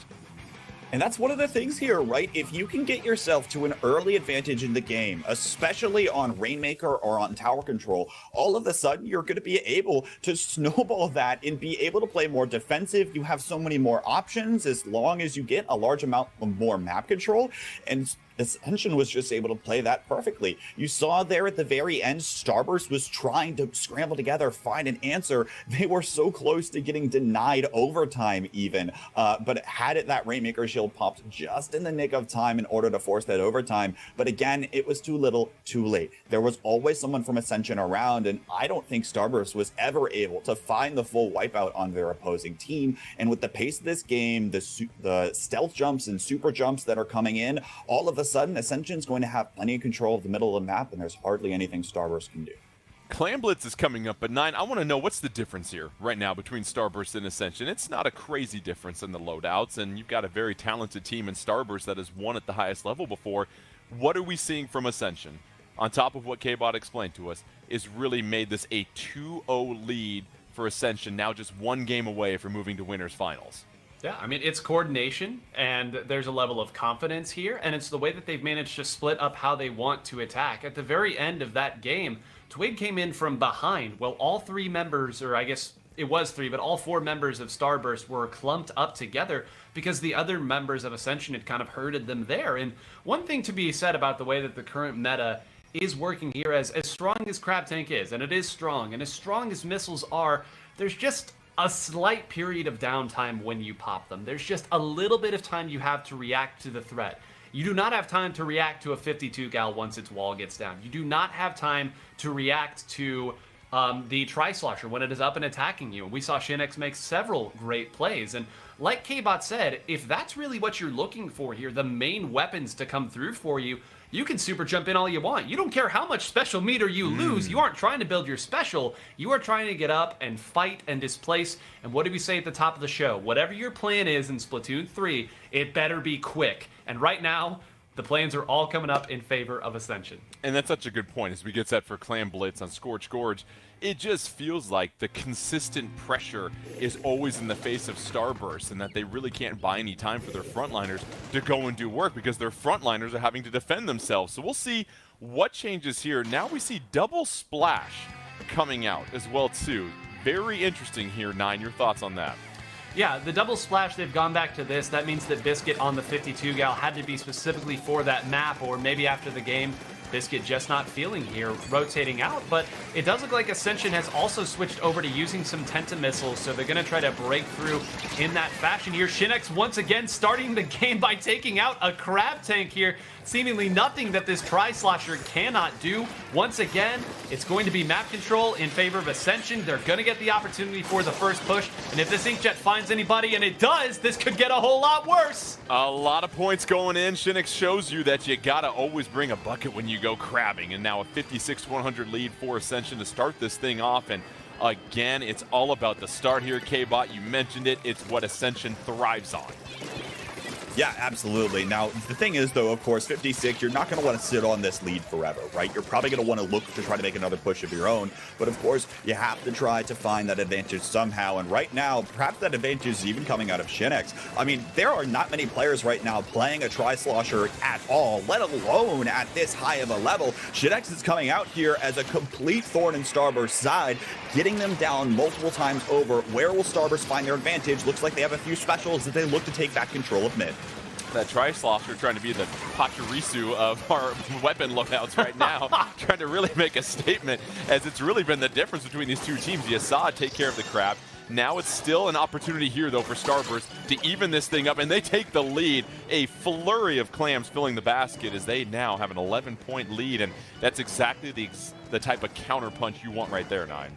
Yeah, they did a great job, and you'll notice that they didn't go in to try to fight. They knew that they weren't going to be able to score any more off of it because they didn't have the clams. You saw that Ice had to go very, very far back, and it's a bit of wisdom. If we can't score, there's no point in diving. Let's just hold mid, let's build up our specials, and let the opponent try to come back to us. So that was the deal that they've made here. They might be able to wait out Shinx's special here.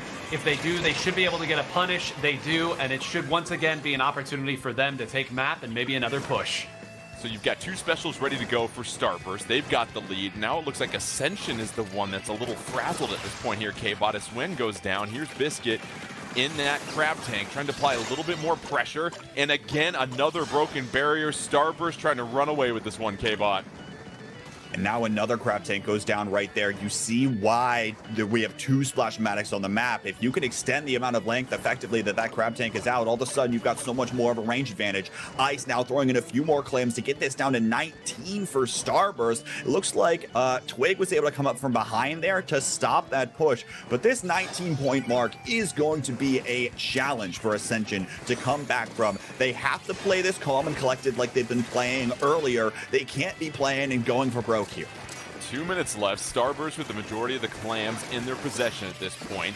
However, we've seen Ascension strike quickly before. Can they rally and use that coordination that's helped propel them to a 2-0 lead this time around? You see the Flingza moving forward.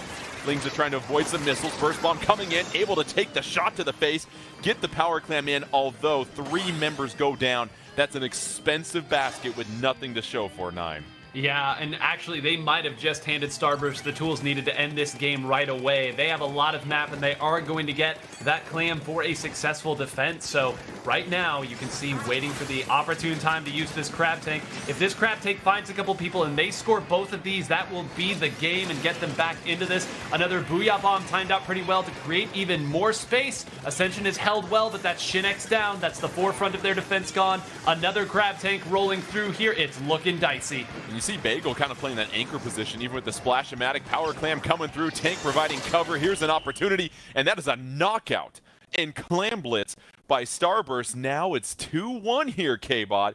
Best of 5, Starburst, you gotta think they are feeling pretty confident that they can try to steal 2 more games here. And look, maybe you gotta give it a moment for the old gears to rev up for a moment for Starburst. I know I got it when I wake up. The second that they start to get things going, the second they start to get jiving again after a little bit of a break in a delay since their first round of the bracket stage, you know, they're going to have a little bit more to play with as they start getting a little bit more coordinated, which is exactly what we were seeing there. The game plan seemed to come together. But you mentioned here as well, especially with some of the Splash-O-Matics playing as the backline, this weapon literally can do it all. With the range that the Crab Tank provides, it has that range to play that backline anchor role, forcing opponents away, and then after that Crab Tank is done, dips into the ink with Ninja Squid, swims forward, and surprises the opponent on the front lines as well. Yeah, and 9, it was really fascinating. That switch to double Splash-O-Matic seemed to really be the difference that Starburst needed, because they no longer were having to play on the back heel. They were the ones pushing forward. They were the one with the old fundamentals of Splatoon getting turf control here, and that's what we saw with those Splash-O-Matics paired with the crab tanks. Yeah, and it should also be noted here that that was the most wide open map that we've played on thus far in this set. Maybe the middle of Inkblot is wide open, but realistically in tower control, you're worried about what's further on in the map where it all compresses a little bit. And Eel Tail, one of the most narrow and compressed maps in the game, that was always going to favor the way that Ascension wanted to play. Now that it was a more wide open map here, that double crab tank has a little more room to breathe. You have a little bit more time for that slight dead period where your specials are coming up that we talked about earlier to actually activate. The missiles matter a little bit more here. And taking a look at the maps that we have left, it's only the wide maps that are open left. So this might finally be the point where Starburst can stick with this double crab composition and work up from there. Well, K-Bot, Starburst is going to smile at this next combination. Splat Zones, Flounder Heights, Ascension. They just have to win one more game to go to winners finals. Starburst avoided the sweep. Let's see if they can reverse the favor. They got to get one step closer here. And now, do we see anything different with the loadouts at all, K-Bot, as both these teams try to take game 4? Few changes. It's actually Biscuit on the sloshing machine this time around, but still 2 Splash-O-Matics, brand switching over there for Starburst. But on the other side, I also want to talk once more. If there's any map that we're seeing more Tri-Slosher, it actually is Splat Zones on Flounder Heights, where you're seeing that Tri-Slosher be able to have a little bit more control over the verticality and over one of these 2 zones. Early lead goes to Ascension, 4-point lead, but now they're battling back and forth up top here, and you see Swin on the left-hand side of your map just flinging ink with that Flingza, trying to apply some pressure and just control that first zone. And that's what happens sometimes, 9. You just sometimes have to cover your own zone until you get that advantage and you find that moment to push forward. Especially when you have a player like Shinx, again, on that Tri-Slosher like K-Bot said, who spent the last 15 seconds just sharking alongside that wall, waiting to pop up with, again, unreactable double sloshes to take people out there. Biscuit doing the same thing on this end with some precision shooting. But the formula is there, right? If you can keep the opponent pushed back, they will eventually have to move forward to take your zone. That's when the Trapdoor Spider springs up. That's when you get what you want. And so far, it's given them a bit of a lead. Twig doing a nice job of that splash wall, really shutting down any access for Starburst over that grate into the other zone, and it's allowed Ascension to build a slight lead. They're trying to push to the other zone here, but now it's 3-2 on the map for Starburst. Here's an opportunity, K-Bot. An opportunity here, but again, it's going to be difficult to wrestle away the opposing zone. We see this so often on 2 zones maps, where one of these zones are going to be painted in one color and the other one's going to be the opposite. And it forms a little bit more of a stalemate where somebody has to find an angle to step forward. It looks like Starburst has finally found it. Now is a crab tank forward as well. And now all of those bombs getting thrown right at that splash wall, preventing Ascension from coming in. But again, not many points on the board here for Starburst. This one's going to come down to the wire.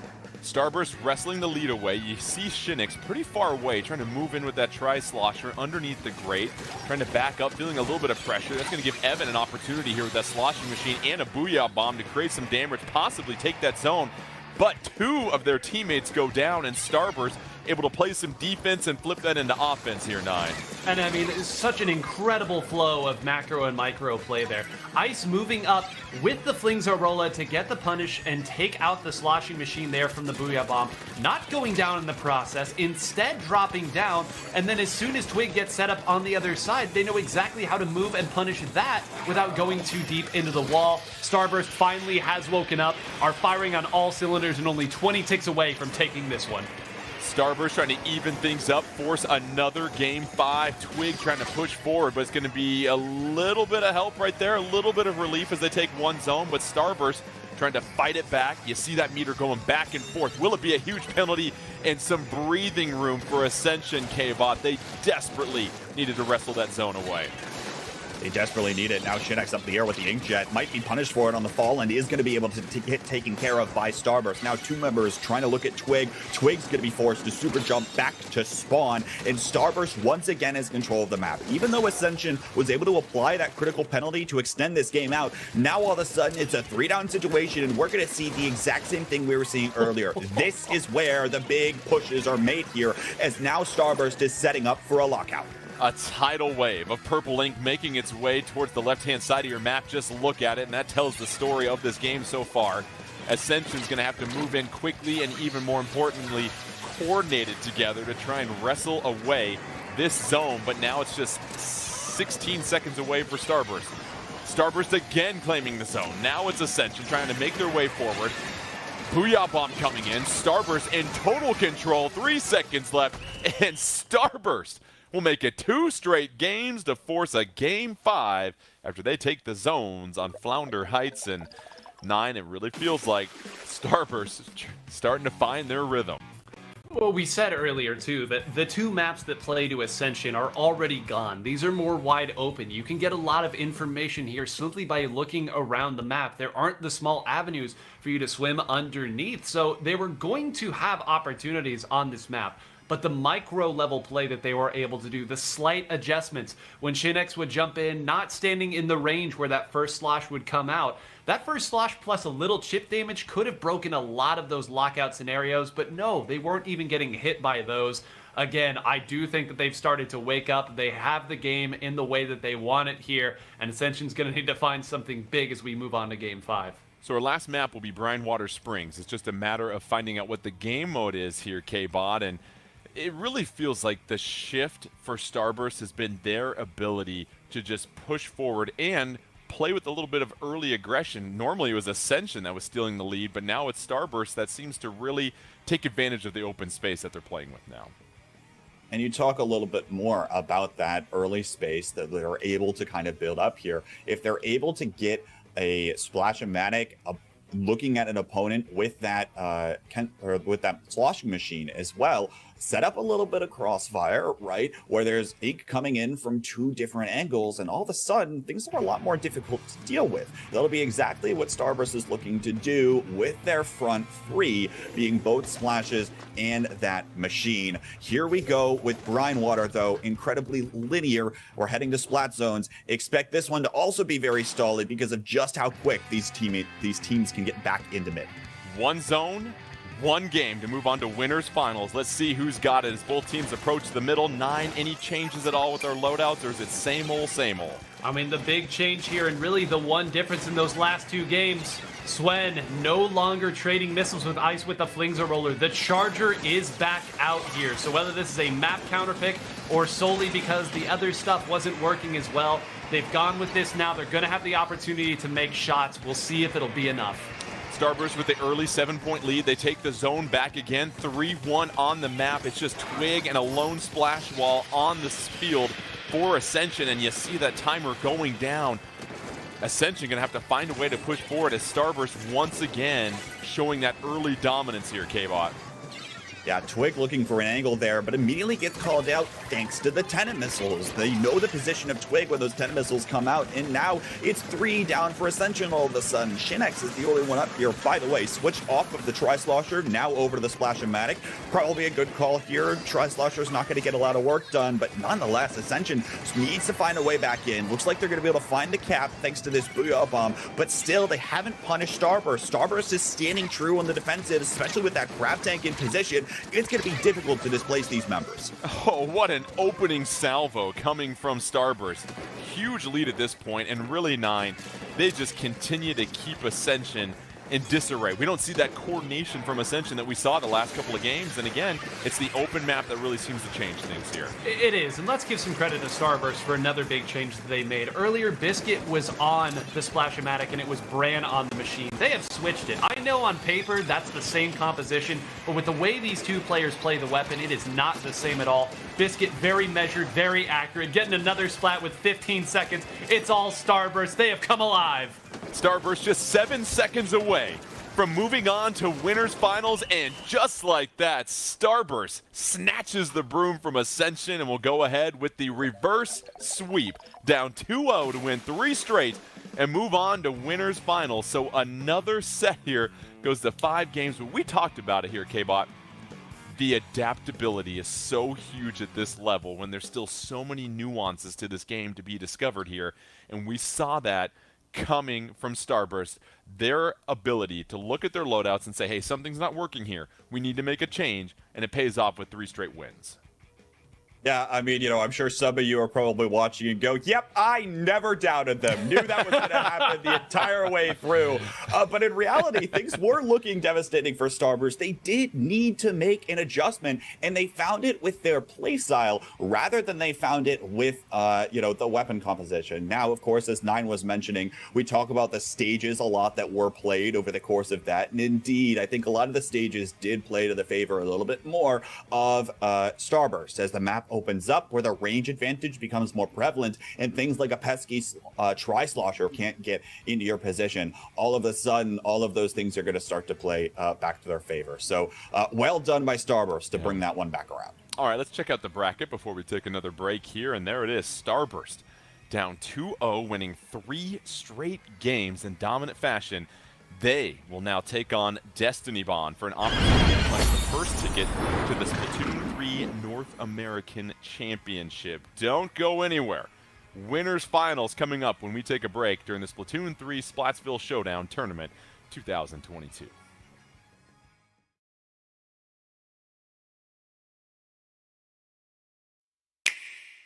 The Mario Kart 8 Deluxe Booster Course Pass DLC.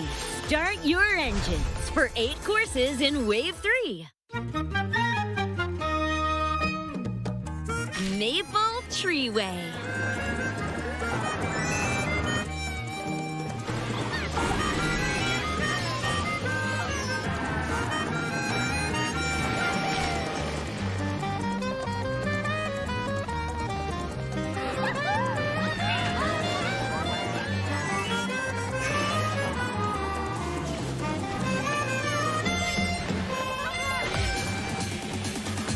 Rainbow Road.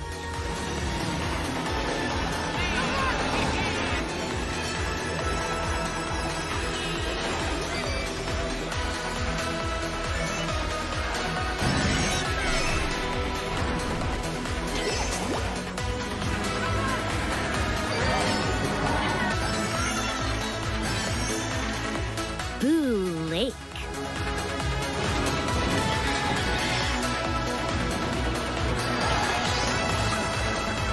Berlin Byway.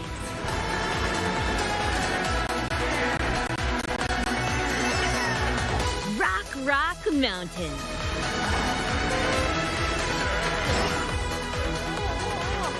Peach Gardens.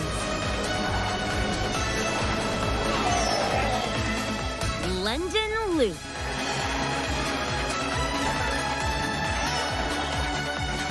And Merry Mountain.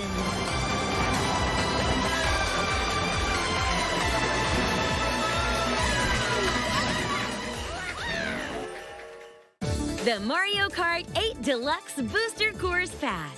8 courses at a time will release over 6 waves as paid DLC for the Mario Kart 8 Deluxe game. That's 48 courses, zooming in by the end of 2023. Wave 3 launches December 7th on the Nintendo Switch system. Race on these courses at no additional cost with a paid Nintendo Switch Online Plus Expansion Pack membership. Or purchase the Mario Kart 8 Deluxe Booster Course Pass DLC on its own. Whether it's to play your favorite game,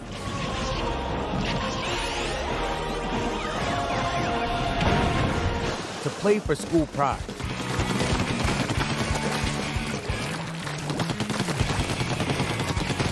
or for the thrill of competition. Play competitively with Play Versus. Visit playvs.com today for more information.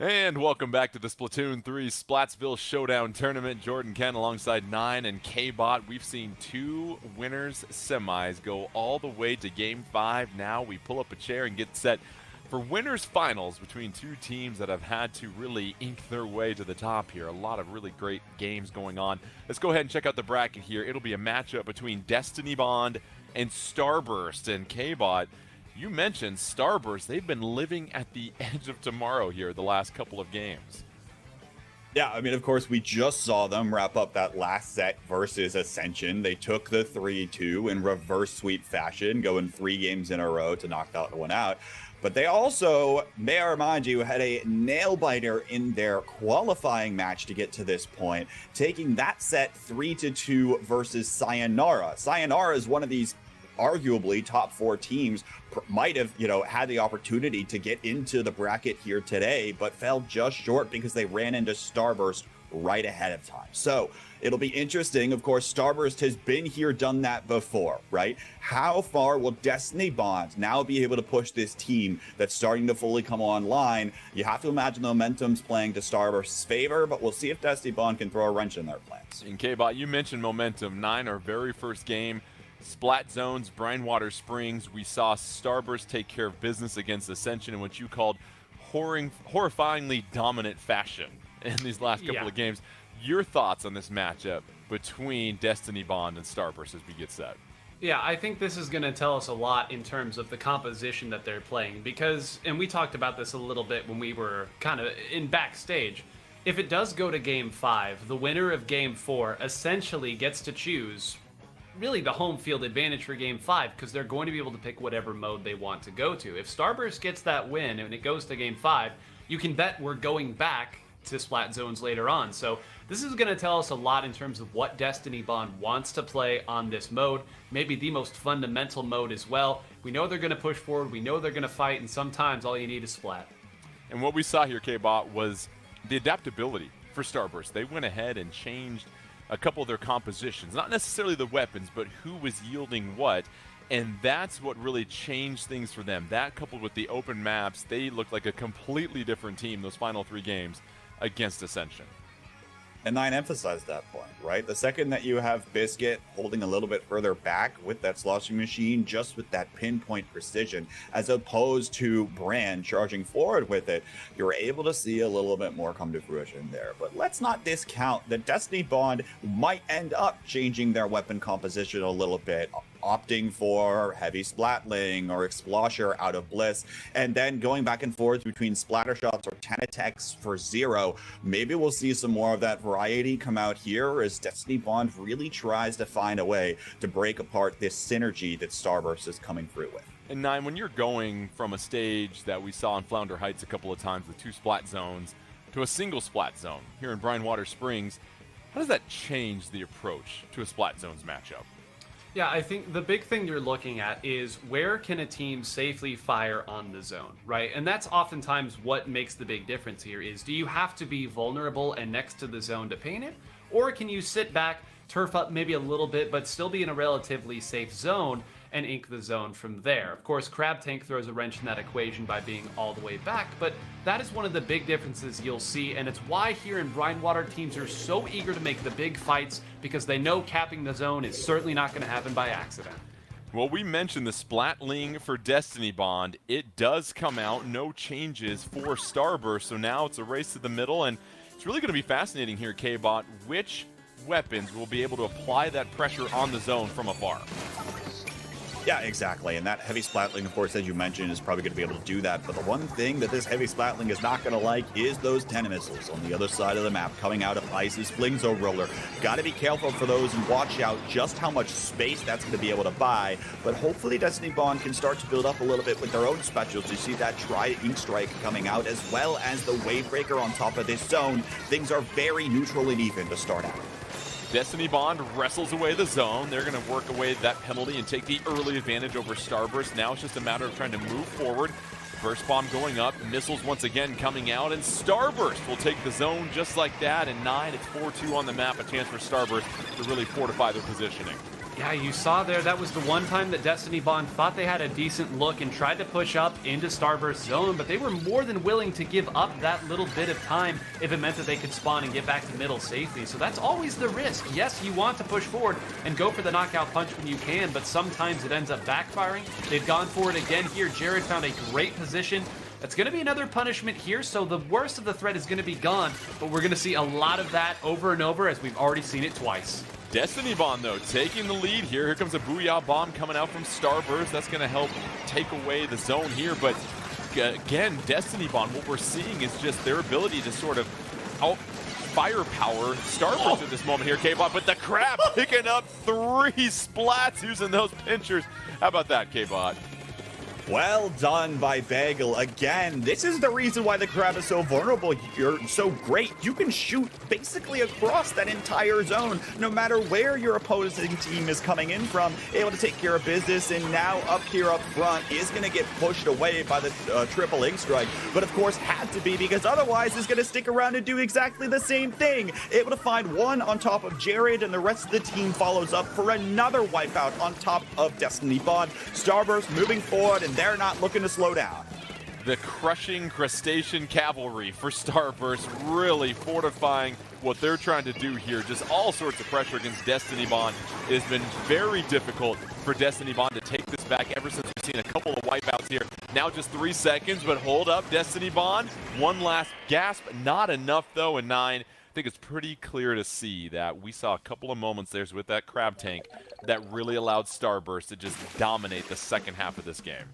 Yeah, earlier I said all you need is Splat. I clearly misspoke. All you need is Crab, apparently, because both times that they got the big opening and then the big defense were on the backs of 2 very well-placed Crab tanks. And I want people to note here, Brand could have used, when they were making that defense, his own Crab tank very early on. Instead, he gave up a little bit of ground and he waited, and it was because Bagel was very close to another Crab tank. The only thing worse than 1 Crab tank is 2. You use 1 Crab tank to zone it into the other one, and then the other one finishes the job from there. And it's those small bits of coordination that they had set up from the incredible individual play from Bagel that allowed them to follow through with their set play, move on down the checklist, and get themselves game 1. Yeah, the 2 splashes really paying off now for Starburst ever since they've made that switch. And as we said it before, K-Bot, yes, team coordination is important, but sometimes your superstars have to step up. We saw that with Bagel, the 3 splats, and from that point on, Destiny Bond could never really recover. And what a play that was, right? Again, having the awareness and having the knowledge to be able to make that play, though, in the first place, is really what sets that up, right? You can't just randomly decide to throw out a crab tank and somehow find a way to get 3 of the members of the opposing team. You really have to be deliberate in terms of your timing and your positioning when Bagel's setting that up. But of course, he was exactly in that case, opening up the entire map. And that's one of the reasons why now in Splatoon 3, we get the wipeout notification. Right? Anytime that appears, it is so critical and pivotal in the game. And of course, anytime you can pull up with a play like that, it'll be good news for your teammates. We are getting set for tower control here, but now when you look at tower control, and we just got word that it'll be on Eeltail Alley, now it's one of those narrower maps here, 9, that we've seen Starburst struggle on. What's the counter move if you're Destiny Bond, if you want to try and take this next game? Yeah, I think what Zero and Jared end up picking here is going to be huge, right? We've seen Zero play 3 different weapons at this point and certainly could pull out a 4th if necessary. Jared's another one of those frontline flex specialists who has played a number of different weapons here. We saw the 52 gal be absolutely devastating on this map from Twig in the last set, and we know that in the earlier set that we saw, Biscuit also switched over to it as well. If they opt going 52 gal here, it's going to give them some opportunities for some sustained pushes. But I'm really curious if Zero is going to stick with the splatter shot and make use of that Trizuka. This is another map, because it's so narrow, you can really start to stagger, zone the opponents together, and take a couple of them out in one fell swoop. And as we said in the Ascension set, immediacy is the way that you get around this double crab composition. We'll see if they can navigate it. It's tower control. The mode is different, but the method of operation for Starburst, the double crab, it has been dominant ever since they switched to it. Can they continue to scurry their way to another game? We'll find out here. Destiny Bond, the adjustment. Now we see 2 sloshing machines here, K-Bot. Two sloshing machines coming out of Destiny Bond. We saw this look from them a little bit earlier, but even still, this is one of those stronger weapons, right? And with the amount of verticality and all of the different walls that are here on Eel-Tail Alley, this sloshing machine can actually do quite a decent bit of work overall. And it looks like starting to get a little bit of advantage here for Destiny Bond as they're able to have the squid advantage in mid. Already first checkpoint reached by Destiny Bond, barely trying to get by it. No luck there as you see the Booyah Bomb come out. 3 checkpoints here on Eel-Tail Alley. Here's another Bagel Crab special coming your way here. And now we see Starburst with an opportunity here, 9. They had 4-2 on the map. Here's their push. Yep, and Bagel's in a really good position, opting not to immediately drop down. They want Ice to be the person back on the tower there. And you see, again, the patience here by Starburst there. They're trying to wait for the members of Destiny Bond to jump on them and see if they can get some value. They are going to be able to get 2 down, and if I'm counting correctly, the super jump should be coming back here very shortly. So they should have an advantage. Great placement by Juan there to slow this down a little bit. That was very dangerous. They had the big advantage. But I would call that a successful defense from Destiny Bond, not even giving up that second checkpoint, which really is scary on this map and mode. Really good point, 9. You saw Juan really just get to a terrific position to pick up that splat. Now it's 4-3 Destiny Bond, and they're making their way towards the checkpoint, trying to clear through that. Crab on the map here right now for Starburst. Destiny Bond through that checkpoint, but here comes some Tenta missiles, K-Bot, and that'll certainly clear the tower here shortly. Watch just how much of an impact these 10 missiles have. 2 members back away from the tower, but actually in order for Starburst fully capitalizing, and now a beautiful Trizooka shot is able to take care of Ice from 0, but it's still 2 down for Destiny Bond. Neither team really had a lot of space, and it came down to the long-range specials. Turns out the Crab Tank still just as good on the defensive side as well, and things are still dead even here as we're getting down to the halfway point in this game.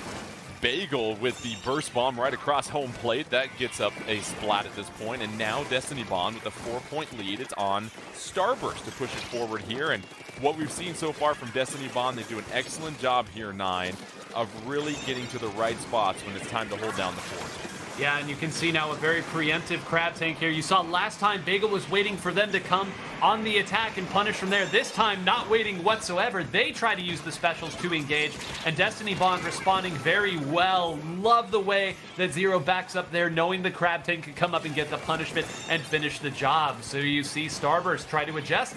Destiny Bond said, we're 1 step ahead of you, and now they have the opportunity to push as well as more trades come through. Yeah, you see the trade with Bagel and the Tenta missiles come out, but that's 3-1 advantage for Starburst and an opportunity as the tower resets to the middle. Under 2 minutes left to play. Here's Biscuit, Fizzy Bomb in hand, trying to go toe-to-toe with one of those burst bombs. Now it's Ice on the tower. K-Bot, they're moving forward. They're getting to the second checkpoint. They've taken the lead. Taking the lead here, Destiny Bond really wants to try to find a way to make sure that this second point is cleared, but it is going to be here now. Finally comes through. After this, that's going to be the wipeout here for Starburst. They're storming forward to this 3rd checkpoint here all the same. Biscuit's starting to move forward a little bit more, and it looks like the splash on the other side, though, is going to get taken out. Teamwork starting to come through for Destiny Bond as they collapse around this tower to try to stop this push. Still 2v2, now looks like 2v1. Biscuit might be able to hold this, buy a little bit more time, wait for the jumps to come in. Booyah Bomb, now Biscuit dissuaded, but 15, excellently done by Starburst. Yeah, and you really stunned. Excellent use of the Tenta missiles on the tower by Ice way back there to burst through there, and really Ice's ability to continue to stay alive here, 9, and threaten and displace those Tenta missiles has been the difference. It is, because look at how difficult it is to actually make meaningful progress. We've talked so much about how quickly you have to move up. It's not enough for you to simply dissuade the opponents and move them away. At some point, you have to close the deal and send them back to spawn. If you want any of these pushes to last, you know that Biscuit is going to be sharking around and throwing bombs, and eventually you're going to have to deal with one of these crabs. So Zero in an interesting position here. They should be able to punish Bran and Do. This might be the catalyst for their final push, but they're really only going to get one more look at this. Destiny Bond is going to have to hustle. Under 20 seconds left. They're moving forward. Trizooka coming out. Can't pick up anybody quite yet. Zero finally gets Ice. That'll be a huge pickup. That takes care of their backliner. 10 seconds left. Second checkpoint, but a lot of work to do for Destiny Bond. Starburst trying to build an insurmountable, well, nearly insurmountable 2-0 lead. Checkpoint moving forward. Overtime is here. Burst bomb coming down. Destiny Bond getting closer. Destiny Bond on the final checkpoint. They got to hustle and get back on the tower. 10 seconds left for Destiny Bond. Oh, and it's a wipeout at the worst time ever. Unbelievable. 9. What did we just see? I think Ice got all of them. I don't think there was Ice, anybody. you gotta share the clip. Share the clip, Ice. You gotta share it. They had everything going for them there. Zero was near the tower. They had somebody on tower, and I think that they had another special at use. And once they got past that checkpoint, it was a hop, skip, and jump to their lead. That is unbelievable. The Tentamissiles. What else are you gonna say? The only special in the game that could have achieved that there. And that's what we saw from Ice, and that really dictated this game here. Starburst takes a 2-0 lead now in this best of 5. It was the Tentamissiles, and really when Starburst had luck, or when Starburst was at a disadvantage, it was when Ice was down. We saw that push from Destiny Bond, but Ice able to spawn, but also K-Bond, the ability to build up the special just in time for the huge defensive play, maybe the most important one we've seen all day today. And look, that's one of the reasons why Starburst is consistently at the top. They've had this level of experience where they come so close in these last second clutch moments so many times, and they'll continue to keep doing it, right? The more experience that you have at this high of a level is really going to be most what you can rely on when you're talking psychologically for these players. It's going to be these high pressure moments when those overtime sirens are blaring that you've got to come up with the right play, and Ice finds it there, charging those Tentamissiles, not being afraid to pop them immediately, clearing off the members of Destiny Bond there. And again, it comes down to the experience at this level. You have to be calm, cool, and collected, and Starburst almost certainly is, or they wouldn't have reverse swept the last set and they wouldn't have taken that game. What's impressive, 9, is that Starburst gets the victory in one of those narrow maps. Clam Blitz is coming up next. It'll be fascinating to see what map will be chosen, because we've seen Starburst dominant in those wide open maps, and then things are a little bit more close in those narrow ones. But it really feels like for Starburst, they continue to just find this groove of getting off to these good starts. And now as we get to Scorch Gorge, an open map opportunity for Starburst. Yeah, we saw how this looked against Ascension, and I know that Destiny Bond is a different team, but this was a scenario where once it went to Clam Blitz, Destiny Bond didn't have a correct answer. All they had was slightly less bad answers, because you are going to have to go to one of the wide open maps here, and you're going to have to play on a mode where you can control the pace and slow it down a little bit more, and that plays into what Starburst is wanting to do with their comp. So again, Destiny Bond, I guess your takeaway is you really did have that game at the end. You did everything right. Zero hits the crazy Trizuka shot onto Ice to give them the opportunity. And then right at the end, a little misplay here, a zig where you should have zagged, changes the entire complexity of this set. They're going to have to find some answers very quick. They have the skill, but will they have the mental wherewithal and the fortitude to pull it together after such a heartbreaking loss? Yeah, that's really going to be the biggest question. Now, it is double elimination, so they'll have a chance to work their way through losers finals if they fall this game. But we've seen the last 2 winner semis go to 5 games. We've seen the fact that Destiny Bond has threatened in this game too. So we'll see what happens. Clam Blitz, Scorch Gorge, a chance for a Starburst sweep to claim our first entry into the Splatoon 3 North American Championship. Or will Destiny Bond hang on and continue to push this set? Both teams screaming towards the middle of the map. No difference here at this point, but really, K-Bot, what stands out is just how quickly those initial missiles get built up for Starburst that allows them with that displacement early on. Yep, and already another crab here, already used. Again, utilizing this space, utilizing these specials to displace their opponents and trying to find an angle to take care of most of the middle of the map, because that's where all the clams are right now. You have to find a way to move their way in there and pick up all these clams to start to get a push rolling, and it's exactly what Starburst has done with their early special advantage, despite not getting that many splats. Here's Bliss holding down the back line right now. Has a Booyah bomb ready to go. Throwing a few more fizzy bombs at this point. Bliss just hanging out. You see a couple of teammates super jumping near Blitz at this point, so nobody's really been the aggression, but you have a power clam coming. Here's Brand trying to clear some space. Brand looks like they have a little bit of a runway, but waiting for some reinforcements or trying to build up one more crab, it looks like here at 9. Yep, and again, this is the presence of mind. We saw it at the end of that Ascension set where Brand could have popped Crab early, instead wanted to wait for the opportunity to make a bigger, truly knockout push. Now Biscuit's here, now the Tenta missiles are firing. This is the situation they wanted to set up. Will the patience be paid out? That's one down.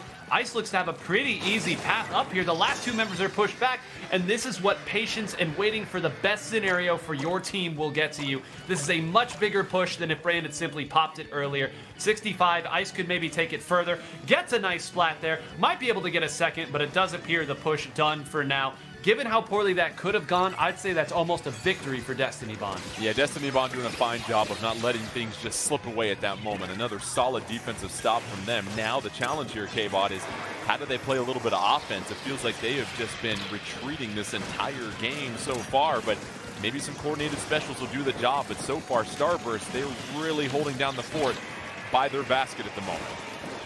You talk about coordinated specials, this Booyah Bomb as well is going to be so impactful if they can capitalize on moving forward along with it. That Booyah Bomb come out, it didn't look like there was a lot of members of Destiny Bond actually coming in, but now Killer Whale 5-1, Booyah Bomb coming out here as well. Perhaps there's a path painted for Destiny Bond to start getting into this barrier, but they don't have any power claims to their name right now, and it looks like the push is going to fall apart, even if it comes close. Bliss goes up in the air with another Booyah Bomb, throwing this down, trying to stall this out, but again, no power claims to their name. Finally, a jump is going to come in here for Destiny Bond. We'll see how many more they can get on the board. Already, basket getting open for Destiny Bond. A chance to take the lead. A couple more clams going in. They're 2 away from tying things up. 1 more away from taking the lead with just over 2 minutes left. Can they get 1 more in? Neither team at this point was really seceding a lot of ground, but now it's Destiny Bond that has screamed with the lead here. And now, Nine, does this change your approach with 2 minutes left when you've got this type of lead? I think it has to here. The way that you've played it and the way you use your specials to get that lead is a big, big deal. And actually, an incredibly timely Booyah Bomb might give Jared the opportunity to take this even further. Yes, both of them will go down. And this is the important thing, as Biscuit actually shuts down everything I was about to say. Even if the scoring threat is not there, as long as you keep pressure on the opponent, they have to deal with your pressure before they can do anything on the offensive side. So Biscuit getting those 2 shots, very quickly put that to bed. It's going to give them an opportunity to make a counter push. Both machines down, and holy cow, this is turning in a hurry. Yeah, you saw Juan get sacked by that Booyah Bomb. Perfectly placed, a little bit of premonition there. And then how about the splat on Jared K-Bot? It's crab on crab. Which crustacean's going to hang in there? That's another critical splat. Starburst mopping up the floor and opening up a runway here to fill the basket, K-Bot. It's the teamwork, it's the synergy. They're all picking up one target at a time. Someone goes, hey, I want to go for this one, and they take out one splat at a time. Now, Booyah Bomb continues forward. Ice has a power clam, is able to throw that in. All of a sudden, it's 15 left to go here for Starburst. They are sitting very comfortable, and all they've got to do is make it so the Destiny Bond can't turn the corner. But again, we saw them do it earlier with a few well-placed Booyah Bombs. Destiny Bond can do this. We'll see if they can come back. And 9, that's going to be the challenge for Destiny Bond. You need multiple power clams potentially, but they're going to get a chance to approach the basket. They've got to take down a few more members. Crab coming out. You see Zero with that power clam in tow. Utilizes the crab, has to try and move forward. You see some purple ink coming in. Finally gets to the basket, able to pick up a splat. Now it's 3-2 advantage. Can Destiny Bond use their numbers? They're moving forward. Now it's 3-1. Here's a chance to take the lead. 9, how about this push towards the end? They need 4 more. 2 more will do it. 1 more will now do it. Bliss tossing up for Zero. Zero's not going to get there. Tossed it forward and tried to use the Booyah Bomb, but it's going to be a wipeout. No one is going to be able to jump in. And I kid you not, folks, if that Booyah Bomb had landed a little bit earlier, if they had not taken Zero out that quickly, Zero was going to be able to use that Booyah Bomb as a smoke screen to swing forward and get that last clam in the basket. Folks, these last 2 games, I know this is a 3-0. I know you all don't like it when we say it was a close 3-0, but that was an unbelievable ending to Game 3 after an unbelievable Game 2. My goodness, some great Splatoon being played today. It goes to show you, K-Bot, it's just a matter of a couple of plays here and there. A couple of drops of ink a little bit further, a little bit later, that can win these games. We saw Ice with a clutch play defensively Game 2, and again, another clutch defensive play. They get a 1-point victory, does Starburst. Let's go ahead, check out the bracket. Congratulations to Starburst. They are your first winners earning a trip to the Splatoon 3 North American Championship, so a familiar face will get a chance to square off against some of the nation's best. That will now bring up next the first round of loser semis, DNA versus Ascension. So don't go anywhere. There's still one more spot to fill as we continue along on the Splatoon 3 Splatsville Showdown tournament.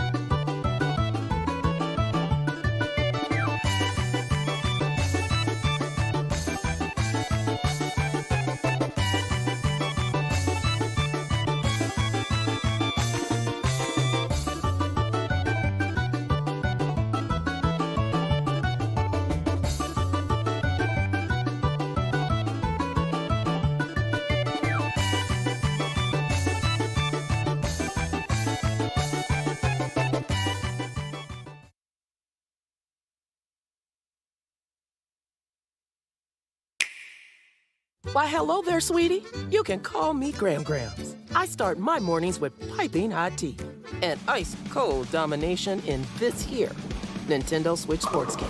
I just ranked up in survival bowling, so you know I'm ready to serve, turkey. For those of you less seasoned, survival bowling in Nintendo Switch Sports is online with 16 competitors.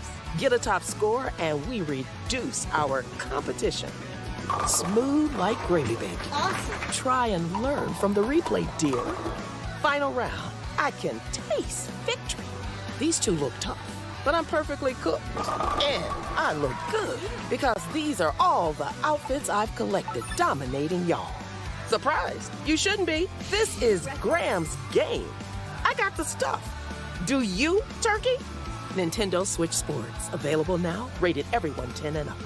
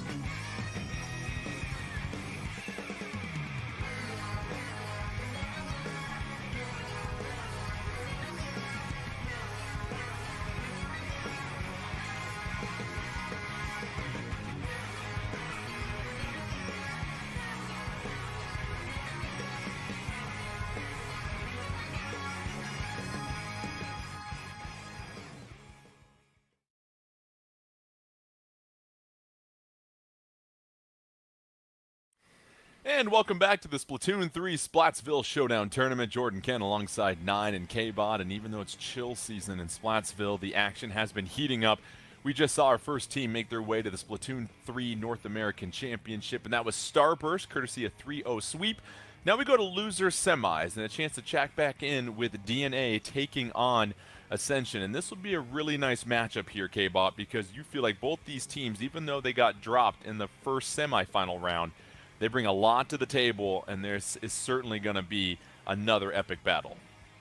Yeah, I mean, with both the semifinals going to all 5 games, and each one of those individual games oftentimes getting fought tooth and nail back and forth, DNA versus Ascension is bound to be a really good one. I think I was even underrating Ascension heading into the bracket today, thinking like, all right, well, probably not going to put up too much of a fight versus Starburst, but they certainly did, especially early on. Starburst looking like they were struggling to find their footing, and I think with some of the members of Ascension here, especially we saw Shinx on that Tri-Slosher, these weapons that we don't see played very much can be a little bit surprising to opponents if they're not expecting those things to get caught out. So that's what I'm looking for here, is how are these, special weapon picks going to try to mix things up?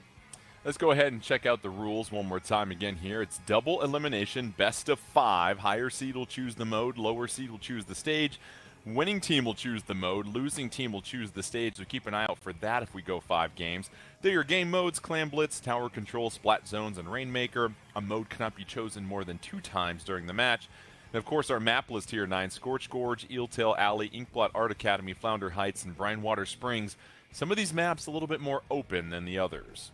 Yeah, it's actually an interesting map list in the sense that you can see big swings like we saw in the Starburst versus Ascension set, simply because of the breadth of different styles and ways that you can attack these maps and the range playing better on one map than the other. But I think that that's also enjoyable. If you have a comp that plays a little better on some of those, you deserve to be advantaged in those games. So like K-Bot said, I'll be very intrigued to see which weapons come out of which players. We've seen a little bit of versatility from both of these teams, and it wouldn't surprise me whatsoever if these teams play a game on one map and then as soon as we get into the counter pick system, drastically change up the game plan. Well, we'll have Tower Control as our very first mode on Eeltail Alley. We've seen this a couple times now here. Narrow map here, K-Bot, which really allows teams to push forward, and you've got to make sure that you have so much coordination on those pushes, because it's really easy for the other team to take advantage of you if you're bunched up. Yeah, absolutely the case. But the one thing that'll actually allow you to get a little more bunched up is the 52 gal with that splash wall, which is what DNA's been running so far this tournament, actually opting for 2 52 gals as opposed to even things like the splash for the grab tank or something of that nature. So actually having the ability to control some of these tight corridors will be exactly what might actually favor DNA a little bit in this map. We'll see what the answer is coming out from Ascension here, but nonetheless, watching these 52 gals play should be incredibly interesting, because that's been the staple of the DNA composition so far. And as you said, Nine, those 52 gals, they've got to win the one-on-ones. That's how DNA was able to push things to a Game 5 against Destiny Bond. It's because those 2 frontline 52 gals were winning the one-on-ones. That's going to put a lot of pressure on Ascension as far as dealing with such aggressive play. Absolutely, and it should be noted here, we have 2 of the very best 52 gal mains, true 52 gal mains from Splatoon 2 in Synapse and Twig. These might have been the 2 highest rated pure 52 gal mains for really the breadth of the final portion of the game here. So to see them being able to play that weapon against each other should be a treat. When 2 52 gals get their walls out, firing at each other, stuff starts to get really, really weird, and I expect that we're going to see that many, many times with the comps these teams are rolling with. And again, with Tower Control, it's that ability to not only push the tower forward, but you got to play defense at the right times. And we've been seeing some teams really do a nice job, K-Bot, of not giving up too much ground and timing up those specials. It really feels like when you utilize those, plays a huge role in being able to stop the other team's momentum. For those of you that might just be joining us that aren't quite new to this whole Splatoon 3 thing, the one thing to look out for is just how much of one team's color is around the tower. oftentimes that'll tell you which direction the tower's going to go, even if it's not actually moving at that moment in time, right? If you see a lot of purple ink around the tower and the purple team is the one that's on the offensive, you have to imagine that tower is going to start moving to their favor a little bit more. But on the defensive side, if there's more yellow ink around and it's on their side of the map, the push will probably stop. There you have it, the 104 gal, basically, for DNA. They're rolling with that. They're getting it done. They're moving forward, and they're going to take the fight to them. And then, of course, you've got the Tri-Slosher for Ascension. That really has been one of the surprise picks so far, so this should be a really fun matchup. Already, you see the Killer Whale 5.1 coming out. That picks up a splat there for DNA, and they're moving forward. But their backliner goes down here, 9, and that should make things interesting for one Ascension on the map. Yeah, the other interesting thing about the way these two teams play is they're the two teams that have true E-leader mains on their squad as well. Swen actually got a really important shot that started this push. I know we got to see maybe the follow-up there from Shinex here, but it all started with that very first shot. And this is where it gets scary. Swen can see absolutely everything. They've got another range special, and they've got the added protection as well from the Wave Breaker. Twig already moving up. Zeke holding ground here, but holding ground might be all that can be done. Up move Shinex, no wasted time whatsoever. Just one more checkpoint. Swen hits a 6 shot, can't get the other. They're trying to get Twig, and they do. Swen will continue to ride the tower here with just a few points left and another wipeout. Ascension firmly putting their stamp on the start of this set. Ascension takes the lead and runs away with it, and you saw one of the critical plays there, K-Bot. Swin able to just stay alive and dance around that tower until they were able to get some reinforcements. That right there allowed them to close things out with that knockout punch, and really for Ascension, just their ability to open up the sight lines for their E-leader and then push forward and apply that one-on-one pressure.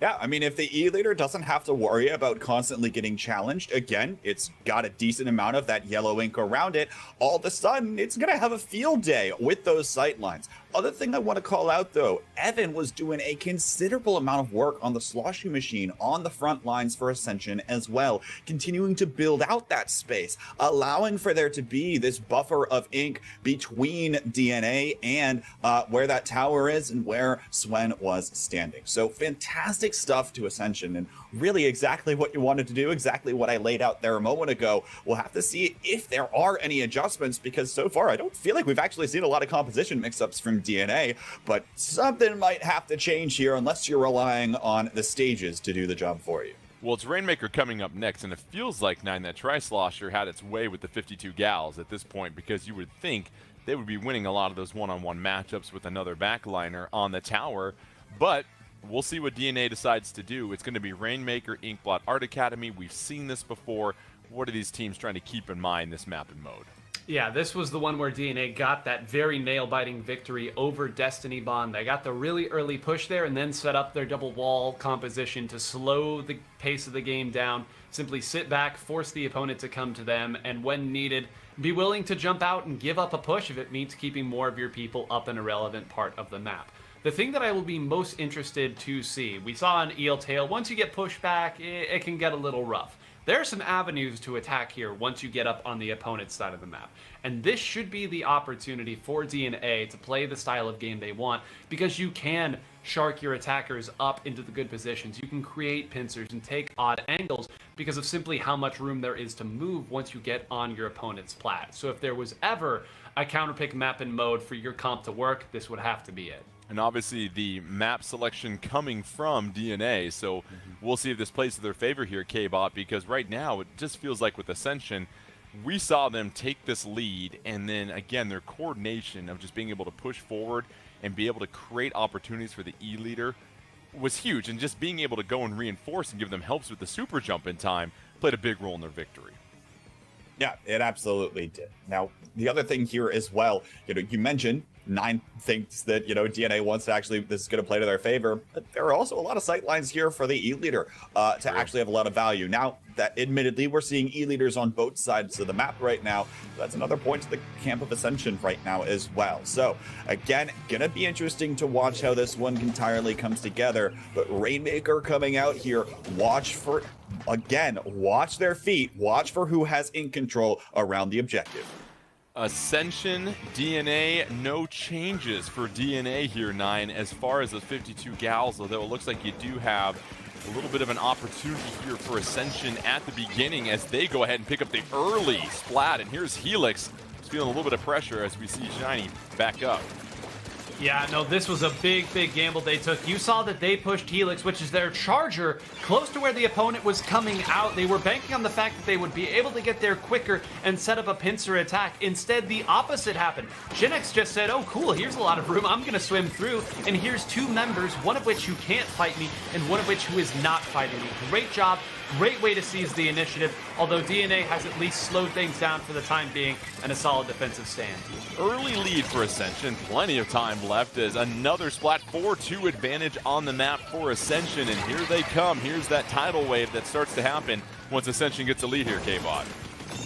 Ascension just feel like they're moving around so much faster. They're able to find advantages and they're able to dodge anything that their opponents have coming at them. But the one thing you can't dodge is a potential ink back that's sitting right on top of the ramp that you want to take that Rainmaker. Well done to lock things down for DNA. It looks like they're going to get the first checkpoint off of this, but they've still got a long way to go to get this down to the 33-point mark. Just starting to flip it and reverse it did DNA. You saw how quickly they're able to get past that first checkpoint. Now trying to pick up a few splats, get the numbers advantage. They're down 4-3. They have the Rainmaker trying to retreat just a little bit. You want to make sure you're very coordinated here, 9, because right now Ascension's got the upper hand and the lead to play with. Yeah, it really would be a shame if they gave up this push attempt without getting more points on it. They haven't been able to get rid of Twig here, but they do have the ink back out, and they're going to try to swim forward here and are actually going to take the slowest push to 28 I've ever seen. They only have one up. It is one of the 52 gals who did try to be cheeky and fight it out a little bit there. Meanwhile, the other Synapse is still up on top. Hold on. I don't think they know. Now they finally called it out there. Someone noted it here, and yeah, put that one to bed before it could get nasty. That one could have gotten ugly in a hurry, but great job again by DNA. They just won't quit. And you see Swin with that ink back ready to go, able to finally push DNA out of their base. Now it's Ascension trying to take the lead back. They don't have to worry about the checkpoint. See the ink jet providing a little bit of cover for Swin. Swin making sure they take their time. You have the ink wall trying to go against the competing ink wall. You see a member of DNA drop down. Now it's 4-2 advantage for DNA, so really a difficult spot here for Swin. Moving to the left now, going up the ramp here, and K-Bot just trying to stay alive, but can't before any reinforcements come in. DNA will take possession on the pitch once again.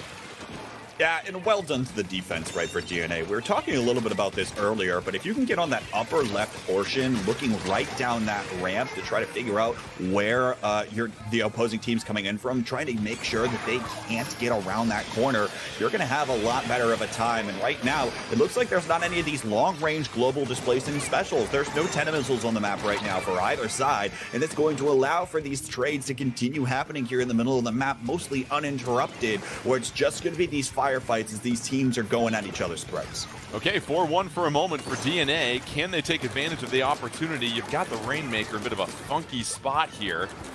No real help coming down here to burst it. Seems like they might just let this thing sit down and wait until they get some push. And 9, DNA unable to take advantage of their numbers there. No, that was a very cheeky way. I love what Helix tried to do there. For those of you who don't know, if you throw a bomb off the side of the Rainmaker shield, it treats it as full damage and an instant explosion. If Helix been able to swim forward a little bit further, they might have actually been able to get that member in a fight that would never favor a charger in normal circumstances. So if you're wondering why they waited and then jumped out, that is why. But you bring up a good point, Jordan.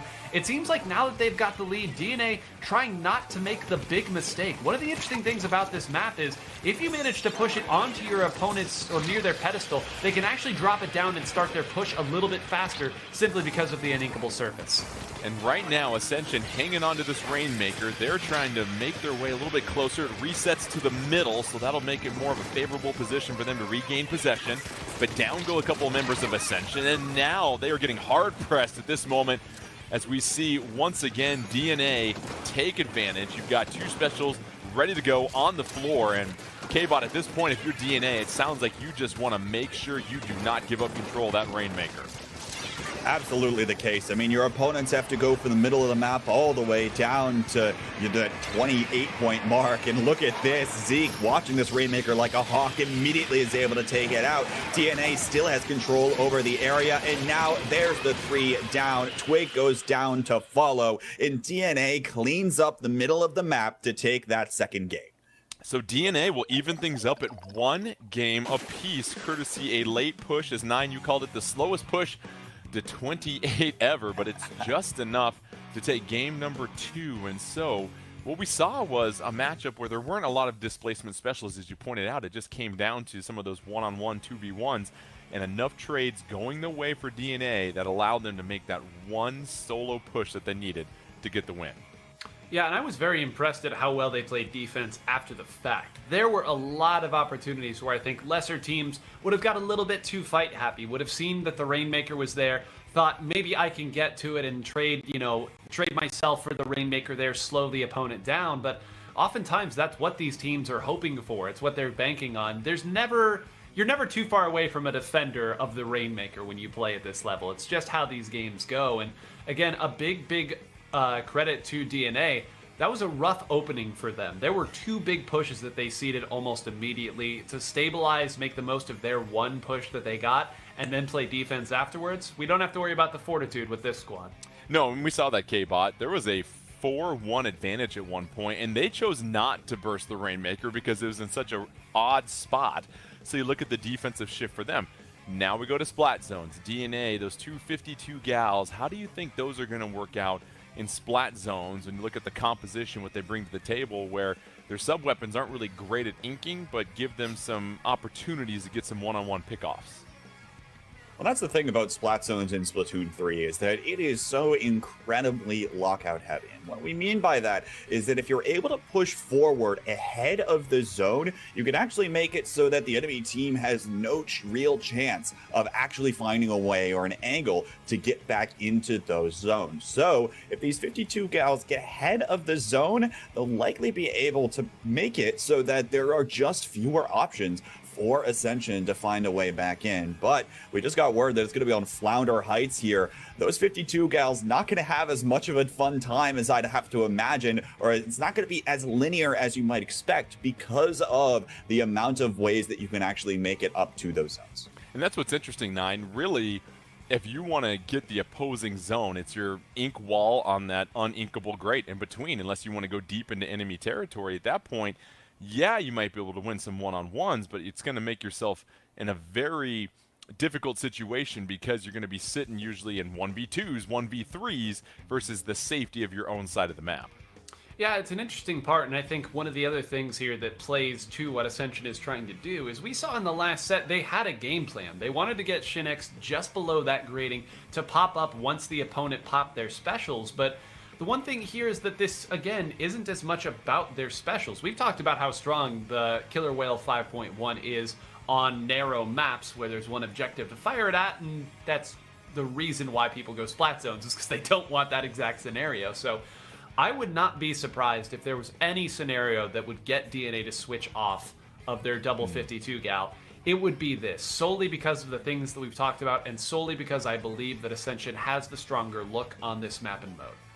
And that's what we saw. These open maps sometimes can give Ascension an advantage, but that wasn't the case last time. DNA was able to come back. So you look at then locking out here on Flounder Heights. As we mentioned, it's a little bit difficult to do here, K-Bot, because there's so many different ways you can approach the zone. If you are on defense, what are you looking to do once you get the lead here?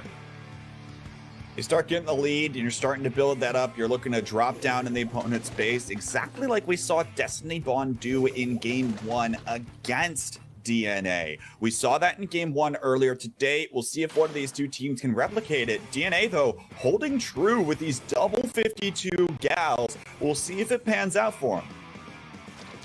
No change in the composition for either team. Ascension narrowly lost to DNA last game. Both these teams trying to find their way into losers finals. They went 5 games in winners semis, but who will be able to close things out and step one step closer to playing in the Splatoon 3 North American Championship? Already 4-2 on the map here, DNA. Some nice work by DNA to get out to this early lead here, 9.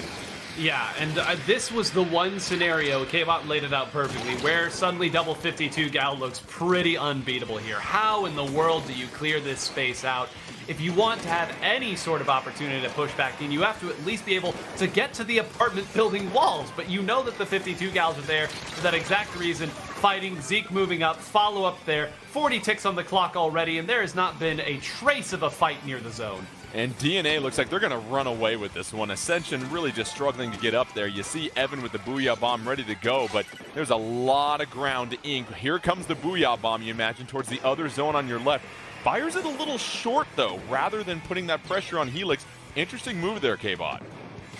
Yeah, I was looking for the enemy team rather than the zone itself. Not trying to cap it because realized that probably wasn't going to do that himself on that sloshing machine. And trying to buy a bit more time for the jumps to come in. Now you see Shinex in position, looking to try to move forward, finds a trade onto opponent. Evan trying to team up with Twig here, trying to collapse around Synapse, and now another trade happens. But still, the zones haven't been capped. Ascension needs to find a way to cap both of these and force a penalty. Otherwise, this could be catastrophic. You see Swen at the bottom of your screen still able to ink that zone on the left. However, it is 3-1. DNA still hasn't claimed the zone. They finally do.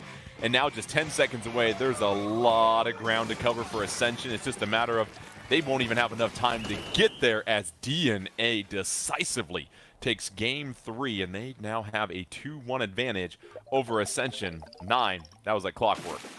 It was like clockwork. And one thing that is so true about most Splatoon 3 maps, and we've kind of alluded to this anyway. Offense being stronger than defense from a map design standpoint. And you don't have to look any further than the influence that those two E-leaders had over the match. Because of the position that Helix could get to, you could watch all of the opponents spawn. You could watch if they're going left, you could watch if they're going right. Meanwhile, poor Swen, who is a fine charger, this is not a dig at Swen.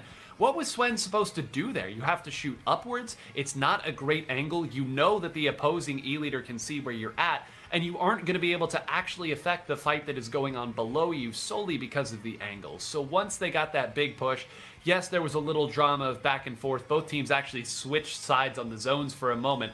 You got the sense they were never truly going to give it up solely because of that piece. So K-Bot, we have Clan Blitz coming up here. What's the counterplay for Ascension? Because it really feels like their hands are full with these double 52 gals. Is there anything you look at to try and give themselves a little bit more of an advantage in these one-on-one firefights? I mean, you have to imagine that you have to change something up compositionally, right? That's the one thing. These two teams aren't necessarily playing distinct styles, right? They might have slightly different ways of doing it. Sure, there's a 52 gal and maybe there's a tri-slosher on the other side, but both these teams are trying to go for firefights, trying to go for trades all of the time. They're not really slowly taking their process up. They're not slowly building up ink control. They're not really doing a lot to actually, synergize with their teammates as well as maybe I'd like to see them try to do. So we'll see if they can start to adapt a little bit more of that. Maybe it's a little bit of a weapon composition. Maybe it's a little bit of a mentality change as well. I think both are perfectly valid, but it looks like right now, at least on the last two maps, that it was DNA that were able to get the best of Ascension. So I feel like something's got to change. Because that's the other thing here too. This might be Ascension's closest chance to punching their ticket to that North American Championship, and there is no team that wants left out of that. There might be a world where they are not here in January's event, and so they've really got to step up here to make sure that they capitalize on this opportunity. In 9 with Clan Blitz, it's weird not seeing a lot of crab tanks and tenta missiles being thrown out there. So based upon the specials we've seen with their loadouts the last couple of games, how are those going to be utilized in Clan Blitz here? Yeah, it's going to be an intriguing piece because I do think that both teams are trying to coordinate different dives that they do. Again, we've seen the MO here. One side is going to try to pair up either their machine or their tri-slosher with Twig on the 52 gal and make openings from there, attack from there, coordinate from there. On the other side, DNA is more than happy to split things up because they have such great survivability on their weapons. One of their weapons has a Booyah Bomb, and we know how long that survives, and the other two have walls. So a lot of this is going to come down to, I believe at least, who gets an early lead and if it's a big enough lead, because once this has started becoming a little bit of a back and forth, a little bit of a pull, we have seen that go in favor of DNA, simply because more often than not, they can get their win condition set up, which is separate the opposing team, dive in on them. Anybody can do that, surely, right? And we've seen that, K-Bot. DNA is not afraid to shift to more of a defensive focus as soon as they get the lead. We saw that in tower control, or I think it was Rainmaker not too long ago, that they have no problem just sitting back with that lead, letting the other team come to them and doing what they need to do defensively rather than try and thin themselves out going for the knockout potentially. Yeah, absolutely the case. And I think, you know, any really solid competitive team at this stage of the game has to have the ability to recognize that, hey, right now we have complete control of the lead. We are feeling incredibly comfortable, and all we've got to do is prevent a power clam from going in our basket. Here, a Scorch Gorge, going to be easy to do that. Make sure you're watching this corner turn. If you're controlling the ink around this corner, all of the sudden, the path to the basket is not going to be favorable to the enemy team. And again, 9, no loadout changes, so these teams are just going to keep doing it the old-fashioned way they have been, in an early wipeout by Ascension. 9, how about that? You don't usually see wipeouts take 20 seconds at this level. Usually someone's at least sitting back to build up special, but no, not even that. We said who was going to take the early lead. 38 left on the clock, and this is not yet done. 2 sustained specials here to make sure the pressure still goes. Twig is going to have the opportunity to get back to this. Gets another one in, finally, quickly moving through and closing that. But to say the damage is done would be the cliche of all cliches at this point. What a way to start it off. In an opening gambit coming out from Ascension as they throw down the gauntlet. They want to push this to 5 games, 32-100. Right from the tee off here, and now for DNA, they really got to focus on an offensive approach here, K-Bot. And it looks like they were actually doing a good job of it, but no, that splash ball doesn't go down in time, and Shinx is still able to come up big with a tri-slosher, slowing things down for just a little while longer, and there's the charger pick, taking off Zeke to make sure that DNA can't find a power clam into the basket. Well done on the defensive side for Ascension, right when they needed it, it holds true. Ascension with 2 forced fumbles at key moments. That's going to put DNA back to start once again. They're going to have to move forward. No power clam in possession quite yet. But now we see the ink back coming out, which is going to be a very important weapon defensively for Ascension when they choose to use it here, 9. Yep, and you see moving back and throwing bombs there. They understood that if they got encroached on with this Booyah Bomb and they were able to get their walls set up, there wasn't going to be much they could do about it. So you throw bombs early, you try to dissuade them from doing that until you get your other defenders up. A nice Booyah Bomb here, you've got multiple defenders in place. You are perfectly fine with giving up that 1 score when it could have been a whole lot worse. No problem there at all for Ascension. Still a sizable lead, under 3 minutes left. Still plenty of time, as you all know. But at this point for Ascension here, K-Bot, it feels like you can do a lot with this type of lead. You can choose when to be aggressive. You can also fall back defensively, knowing that you don't have that pressure, trying to fight back for the lead again. Precisely the case. Looks like they might have been trying to make a blitz for it there, but it's going to get taken out in the process. One of the things we didn't get the chance to talk about so far is Helix on the E-Leader now versus Splen on this Splat Charger. Splatter Scope, excuse me, is a little bit less range than this E-Leader, so we'll see if Helix is able to use that to his advantage, but so far hasn't actually been able to find much of anything, and now pushed back a little far with how many bombs are coming in from the enemy team. Ascension's making sure that DNA doesn't have the full space that they would want. 9 clams in possession for DNA. You saw that Wavebreaker ready to go. However, Synapse is going to pick up a huge splat at that point, 3-3 and a power clam, so they can move forward and break through. Now it's 4-2 for a second, trying to fight through this Killer Whale 5.1. They just got to open the basket. There's some points there. They're able to get it open. However, 9, Ascension does plenty. They don't mind giving up those 10 points. Yeah, again, if this is all they give up, they're perfectly fine with it. And there was another power claim, still is another power claim up on the map here. So they had threatened big points all the way through. Instead, again, Ascension collapsing at the right time, despite Helix hitting a great shot to open that back up. Now, once again, they've got a great opportunity to push. And you see that Twig is intentionally not picking up that 8th clam, determining that it's more important for that position to stay hidden, get a couple more fights, and try to work from there.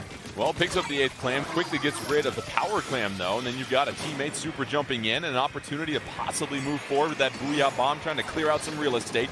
Swin trying to move forward. Here comes the ink back, an opportunity for Ascension to march forward. Tri-Slosher going to try and help, picks up the splat, but then a trade, and DNA able to hold strong, but under a minute left here. Oh, no! You see the power clam picked up right there. K-Bot, Ascension getting a gift. Yeah, DNA getting a little ahead of themselves. You have to make sure that you go back to your fundamentals. Getting any little ounce of ink out of the area is something that the one singular player on the opposing team can utilize to your advantage. Exactly what they did there. But now a barrier break comes through, and that's actually going to be the lead almost immediately by DNA. They throw in so many clams in the process. It might be sticking around for a few more. Looks like Shinix is trying to come on up here, but Helix has got at least one more to throw back in. Now down to the 7-point mark. Ascension has no clams to their name. They're going to have to scramble to find something. DNA unloading the Costco-sized batch of clams into the basket. They now have a huge 32-7 lead. Just a few moments away from going on to losers finals. Swin.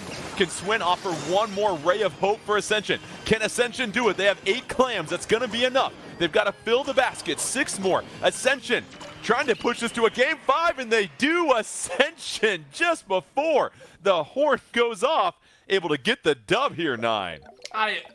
Two unbelievable sequences there. I mean, I in no way saw DNA having those resources. So often in this game, when you have to turn back to deal with someone who is scoring as they did to Evan, who snuck back in and scored that power clam to slow them down a little bit, so often that means that's it. You don't have enough resources. You have spent too much time dealing with a threat behind you to truly set up a major attack.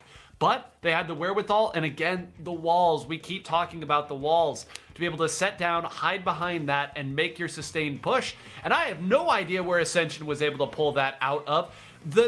They were just entering overtime as the pity clam fell on them. They were so close to not even getting overtime. Like, I cannot reiterate to you all how close that game was, and for Ascension to have it, of course we're going to game 5. What a day of Splatoon this has been. And 9, to go right back at you, you've mentioned before, teams that win game 4 today are undefeated in game 5 because now you can pick the game mode that you want, which usually determines the success of your team. So this will be fascinating. And K-Bot, for Ascension, this is obviously exciting, but for DNA, you're right there on the doorstep of advancing. How do you collect yourselves after that and try and get your confidence and momentum back up for game 5? I mean, it's tough, but I think what you have to remind yourselves if you're DNA right now is that you just had just as fantastic of a push as Ascension had there at the end of the game. It just was unfortunate that Ascension had the first push of the game, right? And had built that up all the way throughout the entirety of the game. So look, DNA showed plenty of signs of promise there in the last one, and I have no doubts has the ability to come through with that. Don't let the fact that the game didn't go your way dissuade you. Stand firm here. Make sure you're taking this one as much as you can, because like I said earlier, this could be the furthest you get to getting a ticket to go to that Splatoon 3 North American Championship. 9, tower control, brine water springs. What do you expect to see these loadouts, this map, this mode? Game 5, winner moves on. Loser, you're done until the next chance in January to try and get yourself to the Splatoon 3 North American Championship. Yeah, the tower control pick is not surprising at all. If you recall in Game 1, Ascension looked positively dominant on it. Now that was on eel-tail, and we have talked at length about why eel-tail fits the way that Ascension wants to play and plays to their strengths. But they are going tower control here. Brine Water, this is an interesting one because we've talked only about this map on splat zones in a major way, because when we see it played on splat zones, that's where the crab tanks come out. That's where we talk so much about influencing the zone from a distance and do you have the tools to do it. But when you change it over to tower control, suddenly the entire last portion where the tower moves through is a war zone. You don't have enough walls. You could throw out 2 walls here for each 52 gallon. It still wouldn't be enough protection for how dangerous things can get there. So it's not surprising at all to see Ascension go to tower control, but once the fights start happening, I have no idea who to favor. So if DNA gets the victory, we'll move on to a rematch of our first winner semis between Destiny Bond and DNA. If Ascension gets the victory, we get another matchup, but this is the 3rd game 5 of the day, exactly what you tune in for. Tower control, brine water springs, for all the marbles here to move on. Let's see which team can rise above and keep their tournament hopes alive. No changes, why would you? It's gotten you this far. Ascension at 2 games, DNA at 2 games. Let's see which team can strike first and pick up that tower, K-Bot, because we've seen Ascension before. They want to make sure they have the right play on the field before they take the tower. It certainly isn't a sprint right to it at the beginning. Yeah, and that's exactly what they're trying to do here. They're trying to set things up, but now actually we're looking to try to set things up a little bit too quietly, get punished for it as DNA sweeps right through them and are now looking to take their sights up this ramp, this long climb ahead for the tower. It's already at this first checkpoint that's going to get cleared quite easily, but just how much further are they going to be able to take this? Smothering opening gambit here by DNA. 9, you see it, they worked their way up the ramp, and now it's Ascension trying to just fight back here. They've got the tower stopped. Finally, the tower's returning, but 56, you'll certainly take it if you're DNA. Yeah, you'll take it. This is another one of those maps where that first checkpoint usually isn't that big of an issue. Usually if you have a convincing hold of mid, you take it there. But that second checkpoint is where things get dicey. The interesting thing here is Twig moves around, is very early on in that opening push. We saw the members of DNA immediately go and attack Swen to not let that E-leader affect them getting on the tower. Helix, on the other hand, has had a much comparatively safer way to get to the tower and is now actually even pushing up. This is the moment. 1 or 2 shots from this E-leader could rip this game apart. That wall lasted just a 1/10 of a second long enough to provide some cover right there, K-Bot. But now, Ascension, this is going to be their most difficult defensive stand so far. But how about the splat on Twig, K-Bot? There it is, exactly what Nine's talking about. If this E-leader gets in position, gets a few splats, all of a sudden the door is going to remain open for DNA. You'll notice Ascension has not cleared past this angle. Now it's going to be looking to try to find the drop. Finally, Helix is forced to move back. Booyah Bomb comes out as well, trying to buy all of this space, and it looks like Ascension have finally done it to break back out, but they've got to be careful of some of the members of DNA that are still behind them. Zeke is still there with the wall going down here as well. Synapse there to boot. Things are so chaotic here as DNA is continuing to stall things out. It's the survivability of this 52 gal Jordan that we keep talking about. Now Dark comes up with a few as well. DNA continues to hold on to the middle of the map. Yeah, we saw Twig run around like a greased pig for a second there, just avoiding everything. Here comes a Booyah Bomb. It is all DNA with under 2.5 minutes left, though we have yet to see Ascension even take the tower, but there you go. Cleaning things up is Swen with that E-leader, but 9 at a certain point, Ascension's going to have to move the troops forward. Yeah, they're going to have to. They're having such a difficult time doing it because you saw it right there, perfectly on your screen. Synapse moves up, throws down the wall, and all momentum is stifled there. Shinix can't do anything about that once the wall is out. It's such a strong weapon, this Tri-Slosher, but it can't get past, and it doesn't have the range to threaten beyond, and it doesn't have a bomb to break it either. So finally, Shinix has jumped back in. They have their own 52 gal there, and they might know the location of Synapse. It appears that they don't. Synapse actually has a look at the tower. The E-leaders firing at each other. It's all going to be the chaos below the E-leaders that matters, though. Swen moving up here. They've got a great cycle of specials here, and they might be able to take it here. It's been a complete reversal. Ascension takes the lead. 1:30 left, working through the final checkpoint, trying to push their way to losers finals. They're still on the tower. Zeke finally able to chase them off. 3-2 advantage on the map for DNA, but now time is not in favor for DNA. You've got to make a significant push past the checkpoint here, K-Bot. A really difficult situation for DNA coming up. And look, again, as much as DNA was able to stall out with those splash walls going down, they weren't able to gain as much space as they might have liked. And that's exactly what they have to do if they want to try to, again, go up this climb of brine water. We'll see if they can do it now, starting to increase their territory, drop by drop of ink, but it looks like it might not be the case this time around, as already members of Ascension are starting to dive forward on top of this tower. It's a 3-down situation already, and it looks like DNA is going to have to go back to the drawing board to make another push with just 37 to play. The Tri-Slosher is just a bucket of trouble for DNA at this point. 30 seconds left, and now Ascension can lock down on defense. Inkjet coming out. It's just a matter of pushing the opponent and keeping them at bay as Ascension just a few ticks of the clock away from moving forward. There's a Splat 4-2 here, 9. The gates have possibly opened for DNA. Yep, they've got one more opportunity, and everything K-Bot said, 100% correct. All the good things that the wall brings you on the defensive side hurts on the offensive side. You don't have any way to make space with a bomb, so you're going to have to do it with your specials. They've used 2 of them and now a 3rd to do it. Shinex crashing through with a Booyah Bomb, going for it, and Shinex will touch it. Ascension will take the 3-2 victory, just enough on the defensive side to move through. There's a lot of purple paint on one side, but they did just enough. And again, an incredible set here between 2 fantastic teams.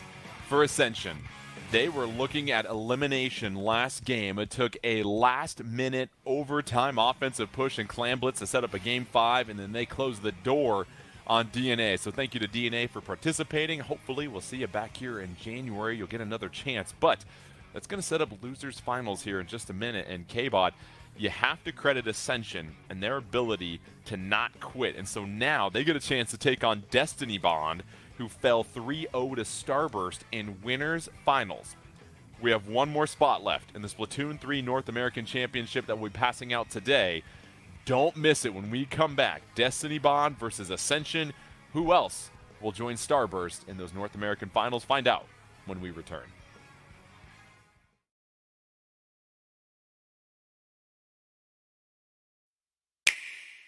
The Mario Kart 8 Deluxe Booster Course Pass DLC. Start your engines for 8 courses in Wave 3. Maple Treeway.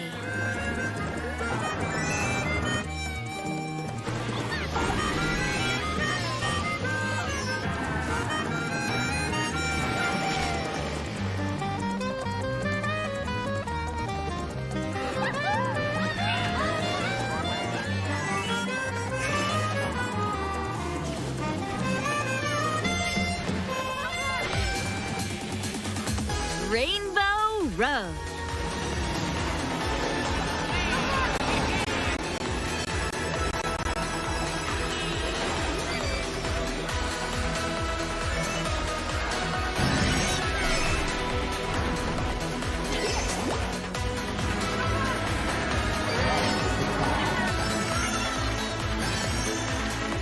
Boo Lake.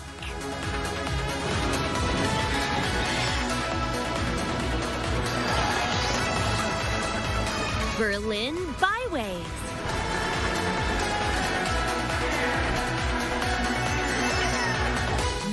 Rock Mountain.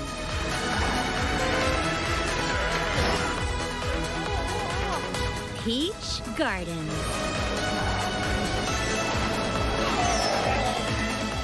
London Loop.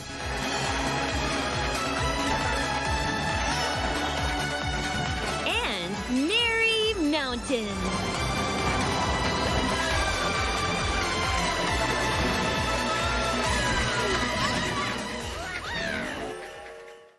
The Mario Kart 8 Deluxe Booster Course Pass. 8 courses at a time will release over 6 waves as paid DLC for the Mario Kart 8 Deluxe game. That's 48 courses, zooming in by the end of 2023. Wave 3 launches December 7th on the Nintendo Switch system.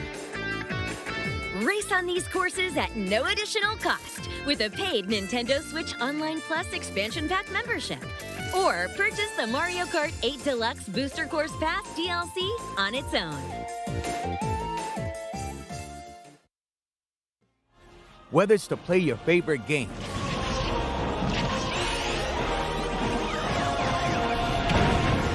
to play for school pride,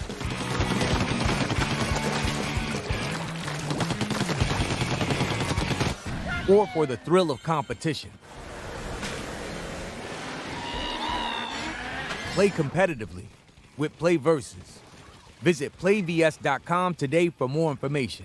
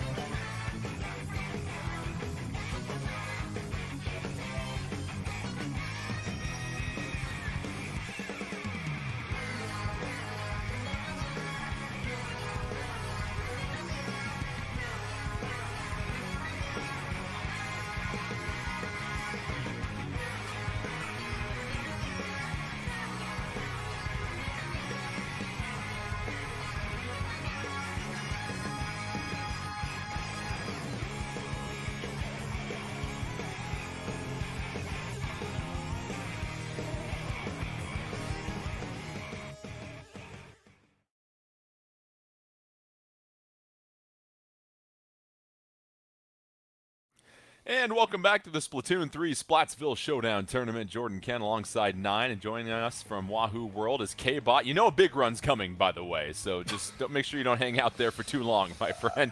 As we get set for losers finals, we have one more spot available in the Splatoon 3 North American Championship, and it's going to be between Destiny Bond and Ascension. And K-Bot, on paper, what are you looking at between these two squads? Because Ascension's riding some momentum, but Destiny Bond also took care of business in their winter semis. So here's the deal, right? Entering this tournament, even before any matches were played in the Turf War ladder stage last night, everyone probably thought there were 3 likely tournament favorites. They were Starburst, Destiny Bond, and Sayonara. Starburst was able to beat both of those 2 teams in order to punch their ticket to the North American Championship, but now we'll see if Destiny Bond can try to do the same. Of course, Sayonara was eliminated by Starburst earlier, so we'll see if they can do that, but now they've got to go up against this Ascension squad, who, Jordan, as you mentioned, is steamrolling forward with momentum, appears to be rising to the challenge just fine, and now might actually have their chance to punch their ticket here. Let's go ahead and check out the rules one more time as we get set for our final set of the evening. Top 4, best of 5 double elimination. Higher seed will choose the mode, lower seed will choose the stage, winning team will choose the mode, losing team will choose the stage. And what's interesting, teams that win game 4, 3-0 here today. And game 5, those are your game modes, and your map list, of course, a mix of wide open and some narrow maps as well too. And so 9, it's interesting because you're going to see some crab coming out from Destiny Bond, whereas Ascension did not have to deal with that with DNA, and you wonder, how are those 52 gals going to do against the crab tanks coming out that have been so successful for Destiny Bond? Yeah, this is the interesting piece where the 2 hybrid comps start to collide, right? Destiny Bond, or I'm sorry, DNA earlier ran double 52. On the other side, with Starburst, we had double crab. These were the 2 that mixed it a little bit. One crab or no crabs, it just wasn't a central focus of their composition. They wanted to create small pieces of separation, dive, engage in the team fights, and make it work from there. The big piece of this set that will be different, though, is Swen's E-Leader. We talked a lot about the E-Leaders in that last set because, we had 2 of them, but that is not one of the weapons that Bliss will be playing on the side of Destiny Bond. And again, the E-Leader is the reason why the crab and the missiles have been pushed to the forefront, because it can be so difficult to deal with on so many of these maps. So that's the one piece of this that I would be looking at. Whichever of these anchor players is able to find more ways to contribute is going to give their team a significant advantage. And that's a really good point that 9 makes here, K-Bot, because the anchor play we've seen, especially in game modes like tower control, where that anchor is going to move forward, is going to go a long way. How can the other players support their anchors when you look at the matchup of these 2 teams? Yeah, I mean, the other players really are all about trying to buy space. Here's the thing. In Destiny Bond's match versus DNA, they didn't really have an answer for the E-Leader. Now, they were able to squeak it by thanks to a few firefights. They were able to turn into squid advantages on the map and then start snowballing pushes forward. But when things came down to more neutral stages, they couldn't find effective pushes forward around the E-Leader of Helix. I expect Swen's E-Leader to be no different. And so to support those efforts, really what Ascension wants to try to do is buy some space with a little bit more of that ink control across the map. All of a sudden, if that goes out, that E-Leader will be feeling nice and comfy and will likely be able to lock down potential opportunities for pushes forward from Destiny Bond. And then you look at the Splash-matic as far as what it's going to be able to do, and why has this been such a powerful weapon here, 9? Obviously, it's the crab tank that comes with it, but when you're not utilizing that special, why have folks really gravitated towards that? Yeah, K-Bot said earlier, this is a weapon that has at least a decent answer for everything in the game, because it has the burst bomb, which, as we've talked about, relation to wall, maybe not so good, but it means that you can hit people who are retreating if you catch them with a couple of your shots earlier, maybe a machine that hits them, so you can close the deal on some retreating players, and it's not a bad way to scout out where the opponent's doing, push them back a little bit at very low commitment, because burst bomb doesn't take up as much of your tank. And then a short-range shooter. We know that thing's building specials, and we know if it gets in an up-close firefight, it's going to have the mobility. It's a lightweight weapon, which is an important designation in a lot of these shooting matchups, so it gets additional mobility and isn't hit as hard by Ninja Squid. So, a little bit of everything, to say the least. All right. Losers finals. Destiny Bond taking on Ascension. We'll see which team can fight their way forward to the second spot in our Splatoon 3 North American Championship. We are starting with Tower Control, Inkblot Art Academy. And already, looking at these loadouts here, K-Bot, anything stand out to you? You know, worth noting for those of you that might be just joining us, the double sloshing machine composition out of Destiny Bond is something we saw them play a little bit too. Sometimes you don't want to be limited by something that is forced to sit in one spot on the back lines as an anchor, but it looks like Destiny Bond actually is going to go 3 down in the process already, starting out neutral, but trades going back and forth here. Mid is still very much contested, and only one of these members is going to hop on the tower for Destiny Bond. They are cruising forward here at breakneck speeds already, breaking past this first checkpoint. Yeah, Nine, the laundromat is putting in work right now for Destiny Bond as they push forward, getting to this second checkpoint, and you just see how impressive it is, and beautiful shot with that Trizuka by Swin, and that's going to put tremendous pressure on Ascension, and Destiny Bond already, look at all that ink, Nine. Yeah, there's something to be said for the power of multi-splats. Taking a couple of your opponents out in quick succession means that you are going to be able to take a lot of space on top of that and move up as well. That's exactly what Bliss did. Got 2 people down and then won an additional 1v1 on the tower. It has all been catalyzed off of that. Zero had the nice shot to follow up, but all of that big 39-point credit to Bliss for. Swin with a nice little pickup there. However, Ascension still struggling at this point. They have yet to claim the tower. They're facing a 39-0 lead at the point for Destiny Bond. You see Swin trying to back up just a little bit, provide some support, but so much yellow ink in the middle of this map, and right now it feels like, K-Bot, that Ascension just can't match the ink output that we're seeing from Destiny Bond. They can't, and again, it all comes down to not having to rely on an anchor. Destiny Bond's game plan right now says that sometimes the best defense is just more offense. Do not expect them to back off here whatsoever. Even if they start going a few members down, they'll retreat back into mid, allow for jumps to come back, allowing for a little bit more of this sustained pressure coming in. Looks like Jared diving in again, gonna find a few trades here, trying to slow down potential pushes for Ascension, as it looks like they might have actually finally done it. There's the wipeout with 2 members up. It looks like Ascension might have an opportunity here to at least break this first checkpoint. Ascension knocking Destiny Bond off the surfboard. They get the wipeout. Now a chance to move through the very first checkpoint. They finally, actually they need to hop on it one more time here. But it's now 3-2 on the map. They lose the tower. Destiny Bond still enjoying a sizable lead with 2:30 left in the game. And 9 at this point, Destiny Bond, it just feels like the mobility, as K-Bot pointed out. No true anchor. You've got sloshing machines going everywhere. It feels like it's got Ascension scrambling left and right. Yeah, it's certainly taken them a little moment because they have to get Swen set up in positions for that weapon to truly be effective here. You don't need to put the sloshing machine anywhere. That thing is going to find its way into the fight and make the work happen from there. Jared taking a dive down there. They're desperately trying to break up some of the protection of this tower. That's not going to happen. Juan ran out of ink partway through that, and it looks like Bliss almost out of ink as well. Now down, so many people going down so quickly. Hold on. I'm not sure that this last checkpoint is going to last very long either. Ascension trying to send Destiny Bond to the canvas. They've got 2 of their members down. 3-2 advantage. Can Ascension look for the knockout here? They're past the final checkpoint. It's a wipeout, but Destiny Bond now has to climb back into this game here, down 39-11, minute and a half left, and Ascension, they were just steady and stable and stayed alive when they needed to, K-Bot, and now they have the luxury of playing defense. Have the luxury of playing defense, but they've got to be careful here. Jared's looking to try to approach on this left side. Could be spelled disaster here if he's able to come through, but no, gets shut down there. Well done. Twig cleans things up here, and now Ascension has the opportunity to move back into mid. They'll start stabilizing the position of this game just a little bit more, pumping out a bit more ink and waiting for the drops to come in, but no. Now Twig gets caught out. It's a 3-down situation, and Destiny Bond is pushing forward almost immediately. Under a minute left, Destiny Bond has an opportunity here. It's 3-3 with a special on the map. They pick up the quick splat on one of those sloshing machines for Ascension. Here's the chance. They've cleared the 2 checkpoints. They just have to get to that final one, but they still have to clear the full thing here. 9, what are they looking to do now that they're deep in Ascension enemy territory? More than anything, survive. At this point, it's good to go in and fight, but you need all the resources to attack possible. Now that Zero goes down, that means that there's no pincer or team fight for Jared to engage in, and it's all going to fall apart from there. No amount of solo play is going to save that portion of it. Jared has jumped back in, but until they're able to get 2 or 3 down, that push is at the end. And again, that's why it's so difficult at this level. One person going down, a quarter of your resources gone.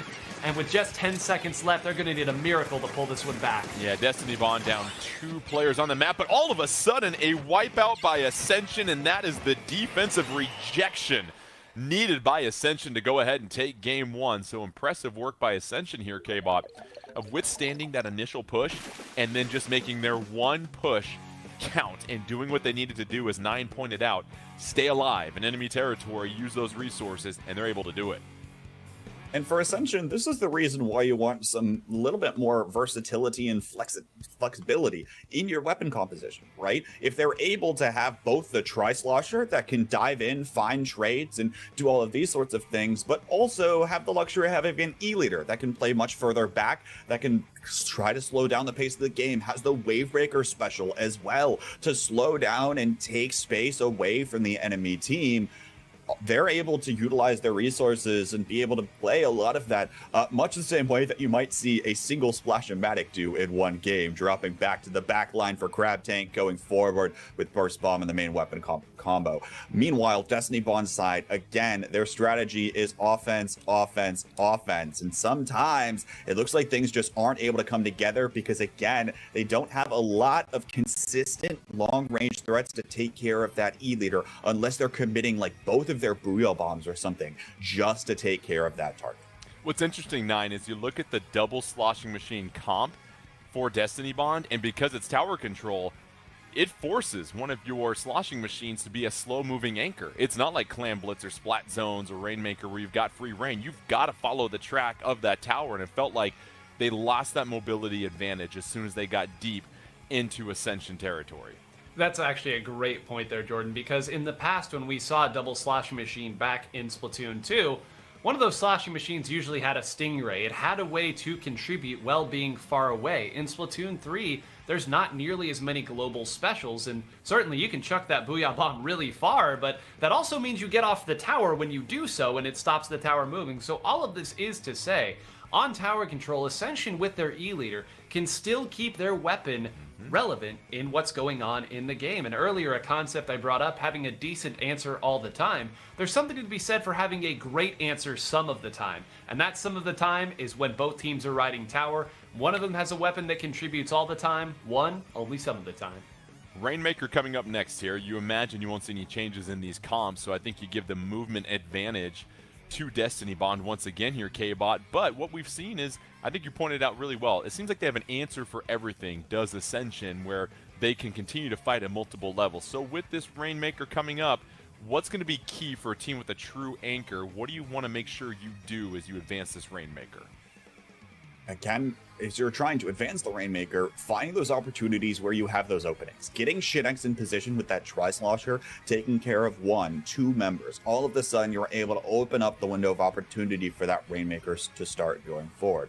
Meanwhile, though, for Ascension on the defensive side, they want to try to limit the pathways in for Destiny Bond, because again, Destiny Bond is going to be charging at them the entire way through. They're going to be steamrolling, trying to get right on up there towards that enemy base, and that'll be something that they have to be careful of. If you're Destiny Bond, sometimes you might just have to get a little bit lucky, right? Go to that one spot where the opposing team isn't looking to try to make a play happen. All right, we've got Brinewater Springs, Rainmaker. This is a map, as you know, Nine, where you can't get away from all the fighting happening at this point. You've got to engage, and so this type of map where things are a little bit more restricted, and you've got that very difficult ramp at the end and the enemy spawn to go up. Looking at these two comps, who do you give the advantage to, at least on paper, with these comps? Yeah, on paper, you would usually say the more mobile team wins, but I would be stunned if Bliss didn't go back to the back lines. And if so, it might just be not really feeling backlined here, but they are going to have a literal uphill battle to fight if they want to make those big pushes. And we know what Swen is capable of with the variety of chargers here, and it's difficult to push past that. You know that Twig is going to be up front throwing the walls, and Shinex is more than happy to trade all day. So what all of that ends up meaning is stalling. It means it slows down. And in Rainmaker, if the opponent has the Rainmaker, you passively build up special meters. So they're going to look to get the leads and stall. Bliss is going to stay on the sloshing machine, so it's mobility and fighting through versus stalling things out once you have a lead. And that's really the difference between these two teams. The roles of their anchors, the stationary, steady hand of the E-leader versus the very athletic, dynamic sloshing machine. We'll see which one can help anchor their team to victory here in Game 2. Ascension trying to build that 2-0 lead and find a way to the North American Championship for Splatoon 3, and an early couple of splats. Destiny Bond with the numbers advantage here, K-Bot. Yeah, Destiny Bond is able to come up with this and then able to clean up the rest on a few drops. Now, we've seen this before. The first checkpoint, very easy to take care of. The question is going to be as they start to turn around and start to come uphill, will they be able to take care of business? But they are set up to do that beautifully now with just how far forward Jared's crab tank is. Look at this. Zero gets it all the way down to 28 within the first minute of the game. Wheel bomb going to get thrown out here by Evan. Ascension buying some space and dropping this Rainmaker right on off the left side to buy themselves a little bit of breathing room. So under a minute in already, and you've got Destiny Bond with a huge lead, but we've seen Ascension bounce back multiple times, but right there, everybody except the back line was removed, and so this is a completely different Destiny Bond team we're seeing here, Nine, and you're starting to see that mobility really pay off. Yeah, and the one time that this ends up working on the offensive side is when you've just taken down everybody so quickly that you can move up into a possession to threaten them here. Jared gonna move and dash, squid rolling all the way. Jared, are you serious? That might be the greatest carry of the Rainmaker I've ever seen! Looking like Barry Sanders there with the Rainmaker just bobbing and weaving and dodging everything. An impressive display as Destiny Bond takes little to no time to get the knockout, a rare knockout during this tournament that we really don't see from too many teams here. So K-Bot, you see the movement really coming into play when you remove that slow-moving tower that was really slowing down a lot of the play for these sloshing machines for Destiny Bond. Yeah, exactly the case, right? The second that you've got all four members working together as a unit to start laying down some ink for that Rainmaker to start going, or even just start building up the presence to pick up the Rainmaker in the first place, all of these things are going to pair together beautifully to allow that Rainmaker to have that path forward, and you're not limited by an E-leader that's slowing you down on the back lines, right? All of a sudden, you've got four members throwing bombs, doing everything in their power to get things moving forward. Splat zones coming up next here, and I'll ask you the same question here, Nine. You got some mobility versus a true anchor in the E-leader that can stay stationary and ink this zone from a far distance away. So this is going to be fascinating to see which way it works out, and obviously the map will play a huge role in this. Yeah, the map and also splat zones tends to be where the E-leader is really able to shine. It is so difficult to meaningfully push it off without taking the zone first, and so that's why this map's going to be a really, really important piece. There are some of the maps that we have selected where you can push an E-leader out of the way without having to take zone in a good portion of the map, and somewhere you are not going to touch the E-leader until you have zone, and that is a very different dynamic. As nuanced as it may seem, trust me, it means a lot as these teams start to attack. So this is another map where I'm very curious, what is Bliss going to play? Are we going to see going back to a true slower anchor? I know the faster of the two anchors, certainly, but that's an answer they're going to have to find something very quickly. After an emphatic game like that, it can be hard to put the sloshing machine away, but they're going to need to find an answer here within just a few seconds. Yeah, we've seen Bliss use that heavy splatling and had a lot of impact on splat zones last time, but you look at how dominant of a victory they just had on Rainmaker with those double sloshers, and we'll see what happens here. So looking at splat zones, one zone or two zones is going to make a huge impact on this one, K-Bot, but you said it before, being able to lock out the opponent. And this is where I'm thinking when you get to that lockout stage of pushing forward and needing to move, those double sloshers might be the way to go. Yeah, and again, going to be incredibly map dependent, right? If you can have a little bit more of the verticality in that map, all of a sudden, those sloshing machines going to come in full force. That beautiful arc shot right over top of the ledge that doesn't lose any damage in the process is going to be so critical in order to bring that back one in. So we'll see what happens here and what these teams do decide to go. But I will say, going back to your point here earlier, it's worth noting that generally speaking, a heavy splatling, let's say, probably isn't going to have a favorable matchup into an E-leader, right? Because the E-leader both outranges and is probably going to end up outsplatting that heavy. So it's probably one of the reasons why we're not seeing Bliss go over to more of this backline style, instead opting for something more mobile and able to be a little bit more potentially of a threat in other ways, other areas across the map. Well, Nine, we're going to Eeltail Alley, which means if you're an E-leader, that really takes away the east and west. So you're just focusing on a narrow scope, and you figure this is an opportunity for Destiny Bond to possibly get back into this thing, or can Ascension really start to put some pressure on them? Yeah, I mean, this was the map that made everybody even angrier at E-Leader than they already were. We have seen teams that do not have a traditional E-Leader player still pick it on this map for this exact reason. If there was ever a time for Swen to take control of this, it would be this game. Look for how Destiny Bond opts to pressure Swen to knock him off their spot and how much they have to commit to do it. Swen and that E-Leader, Eeltail Alley, a narrow map. Can he make Destiny Bond pay, or will Destiny Bond, as we see here, Bliss going with the Explosher, K-Bot? Yeah, and this Explosher, probably main goal, get a little bit of burst damage on multiple sides of the zone, right? If it can sit back from a little bit of a distance, it'll have just a great time of doing that, especially given how large this zone can feel. And it looks like that's exactly the position you're expecting Bliss to be in here. We'll see what comes to this as neutral trades are starting us off. Also, a little bit of a change for Ascension. We see the Splash-O-Matic coming out for them, 9.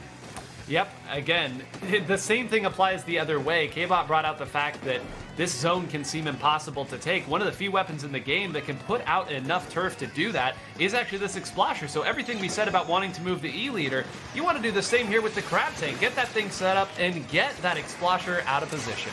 And K-Bot, correct me if I'm wrong, but this is just a very junky zone. A lot of pillars and barriers in the way of this zone in order to claim this large solo zone to 9's point. But finally, it's taken by Destiny Bond, and here they go trying to push forward with the lockout. They'll take that 2-for-1 trade.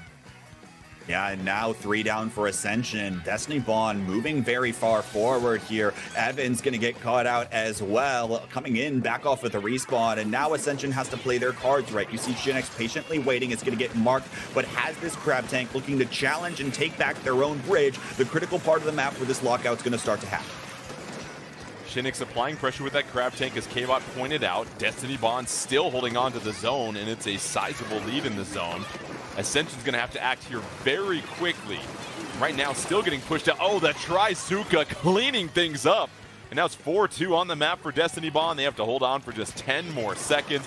They're starting to push forward. They've got no intention of sitting back on their laurels. 1 second left, and that will do it. Destiny Bond, one step away from their destiny in this tournament as they take the 2-1 advantage. And 9, once they got that zone, their ability to just lock out Ascension was incredibly impressive. Well, they have no fear. They're going to move forward and attack and try to take this the distance. You saw how difficult it was for them to get the zone, so it is imperative for them, when they get the zone and get the opponent down a little bit, to get every little bit that they can. They understand that if it goes back to both sides, trading turf a little bit, sitting back, the E-Leader taking shots as the Explosion works around the map, they're not going to be able to get the big pushes that they want. They're not going to be able to enter the lockout phase of the game. So they move forward, they attack, they get the right follow-ups. And credit to Destiny Bond again. We spent the entire brief pregame of that match talking about how that was Swen's opportunity to take control. They never let Swen get set once they got that zone. Here's what's interesting here, K-Bot.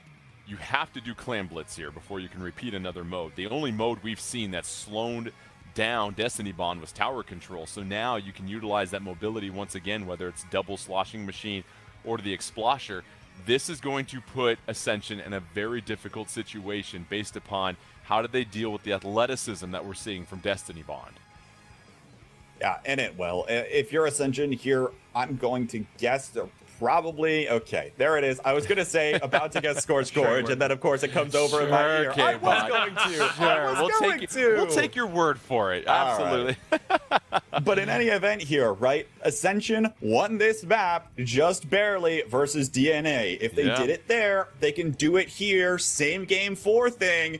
They know that they have a method that works here, and it's going to be all about trying to buy Swen a little bit of space on that E-Leader, starting to shut things down and making sure that they can limit potential opportunities for Destiny Bond to come back. And 9, you could argue the entire set comes down to this game because whoever has won Game 4, 3-0 in Game 5s, you know they get a chance to choose that game mode. You would figure if Ascension gets the victory, they're going to pull up tower control one more time. Destiny Bond, Clam Blitz is all that's standing between them and a trip to the Splatoon 3 North America Championship. Can Ascension force a Game 5? We'll find out on Scorched Gorge, baby, as we see the 2 sloshing machines once again make their appearance here, 9. Yep, and Zero has switched back over to the splatter shot again. I would not be surprised if he doesn't put this weapon away no matter what comes here in Game 4 or Game 5, but we talked about it earlier. This is a weapon that with the Trizooka, there's only one way that the opponent can defend, can really break open for the big multi-splash and the big pushes. They're actually using it in conjunction with a crab tank to gain solid control of mid, so already Ascension on the back foot. Bliss pushed up into a great position, another one down, and Destiny Bond is simply not letting up. Destiny Bond has the power clam, and they've got reinforcements coming. 2-2. Get the early power clam. 74 is not anything you'll complain about, but there is Juan just dumping in a clam.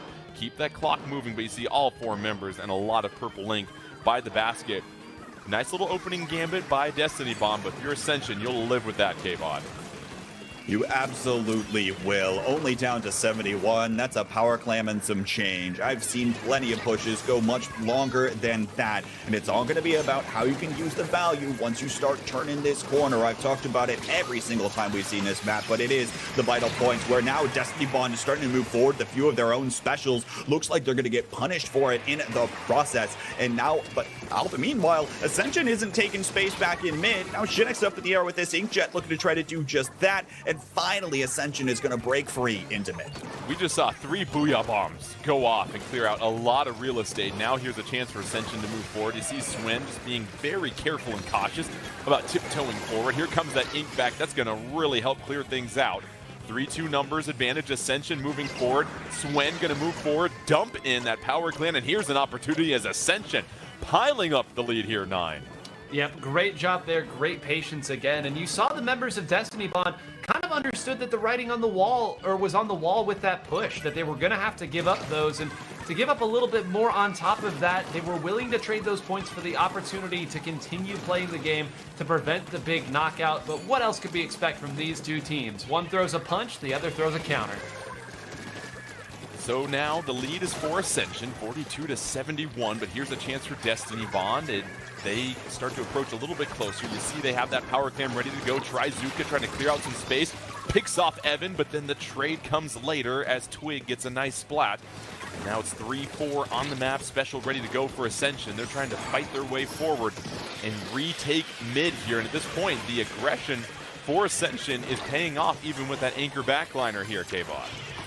Precisely the point. I mean, look, Destiny Bond had 4 specials online just a moment ago, and then they started getting splatted. Some of these went to favor of Ascension, and now look at this. Another ink back out on the map already, looking to try to shut things down and prevent Destiny Bond from moving forward. Looks like Jared getting in position. Now is the crab tank at the ready as well, opening up this window for Destiny Bond to move in. There's a power clam thrown in from Zero. Bliss has one. Will she be able to get there? Looks like she will, as there's no other defense coming in from Ascension for the time being. Where are the rest of the clams coming in from Destiny Bond? There's a few in from Juan to take the lead. But now, with the presence that has been maintained here from Destiny Bond, it looks like they're going to be able to throw in even more. And Ascension still hasn't found an answer. Swen goes down once more. Finally, an ink bat right now in front of the basket, but a power clam comes in, and Destiny Bond is going to take it. Destiny Bond able to get that power clam in at the last moment, and they go and take the game, the set, and they have punched their ticket to the Splatoon 3 North American Championship. And an unbelievable comeback by Destiny Bond, and it was just too much at the end there, 9, as several of their members came back from sea with clams in the boat, able to pour those in, and whew, what a Indeed. set of games and sets that we had here today. And just some initial thoughts here as we get set to look at this final bracket. But 9, what we've seen are 4 very balanced teams that it appears, and the future of competitive Splatoon 3 is going to be very exciting based upon the sample size we had here today. Isn't it great? Yes, Isn't it it is. so It's so fun good. for 4 different teams to come in, all give each other great sets as they fight back and forth with different philosophies. We said earlier, the fundamental building blocks all of these teams are still approaching, but they're approaching it in different ways. I know it's subtle changes from time to time, but you can very much look at Ascension, the way that they wanted to play and separate the opposing teams. Double sloshing machine on one side, double splash-o-matic on the other side, double 52 gal on the other side. It's so great when teams play with what they're most comfortable with, they stick with it, and they ask their opponent to prove them wrong. Let's take a look at the final bracket from today. As we said, 3 of our sets went the distance to Game 5s, but it is Starburst, and Destiny Bond, the two teams that met in winners finals that'll be headed to the Splatoon 3 North American Championships later this year. K-Bot, closing thoughts on all the fun that we saw here today. Closing thoughts. I mean, I couldn't have said it better, really, what Nine was saying, right? With all of these close teams, things are going to be so incredible to continue watching for competitive Splatoon 3. And hey, look, with now Starburst and Destiny Bond out of the picture, maybe we'll be seeing DNA and Ascension come back, along with two extra teams coming back to our top 4 double elimination bracket that could give just as fun and interesting sets to watch. And I cannot wait to see those shortly after the holiday break. Congratulations again to Starburst and Destiny Bond. Big thanks again to Ascension and DNA for some wonderful games here today.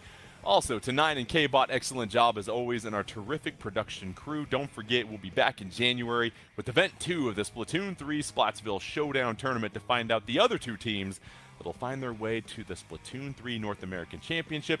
In the meantime, keep it tuned to Nintendo Versus for all of your Nintendo competitive action. From all of us here, enjoy your holidays, and we'll see you in the new year.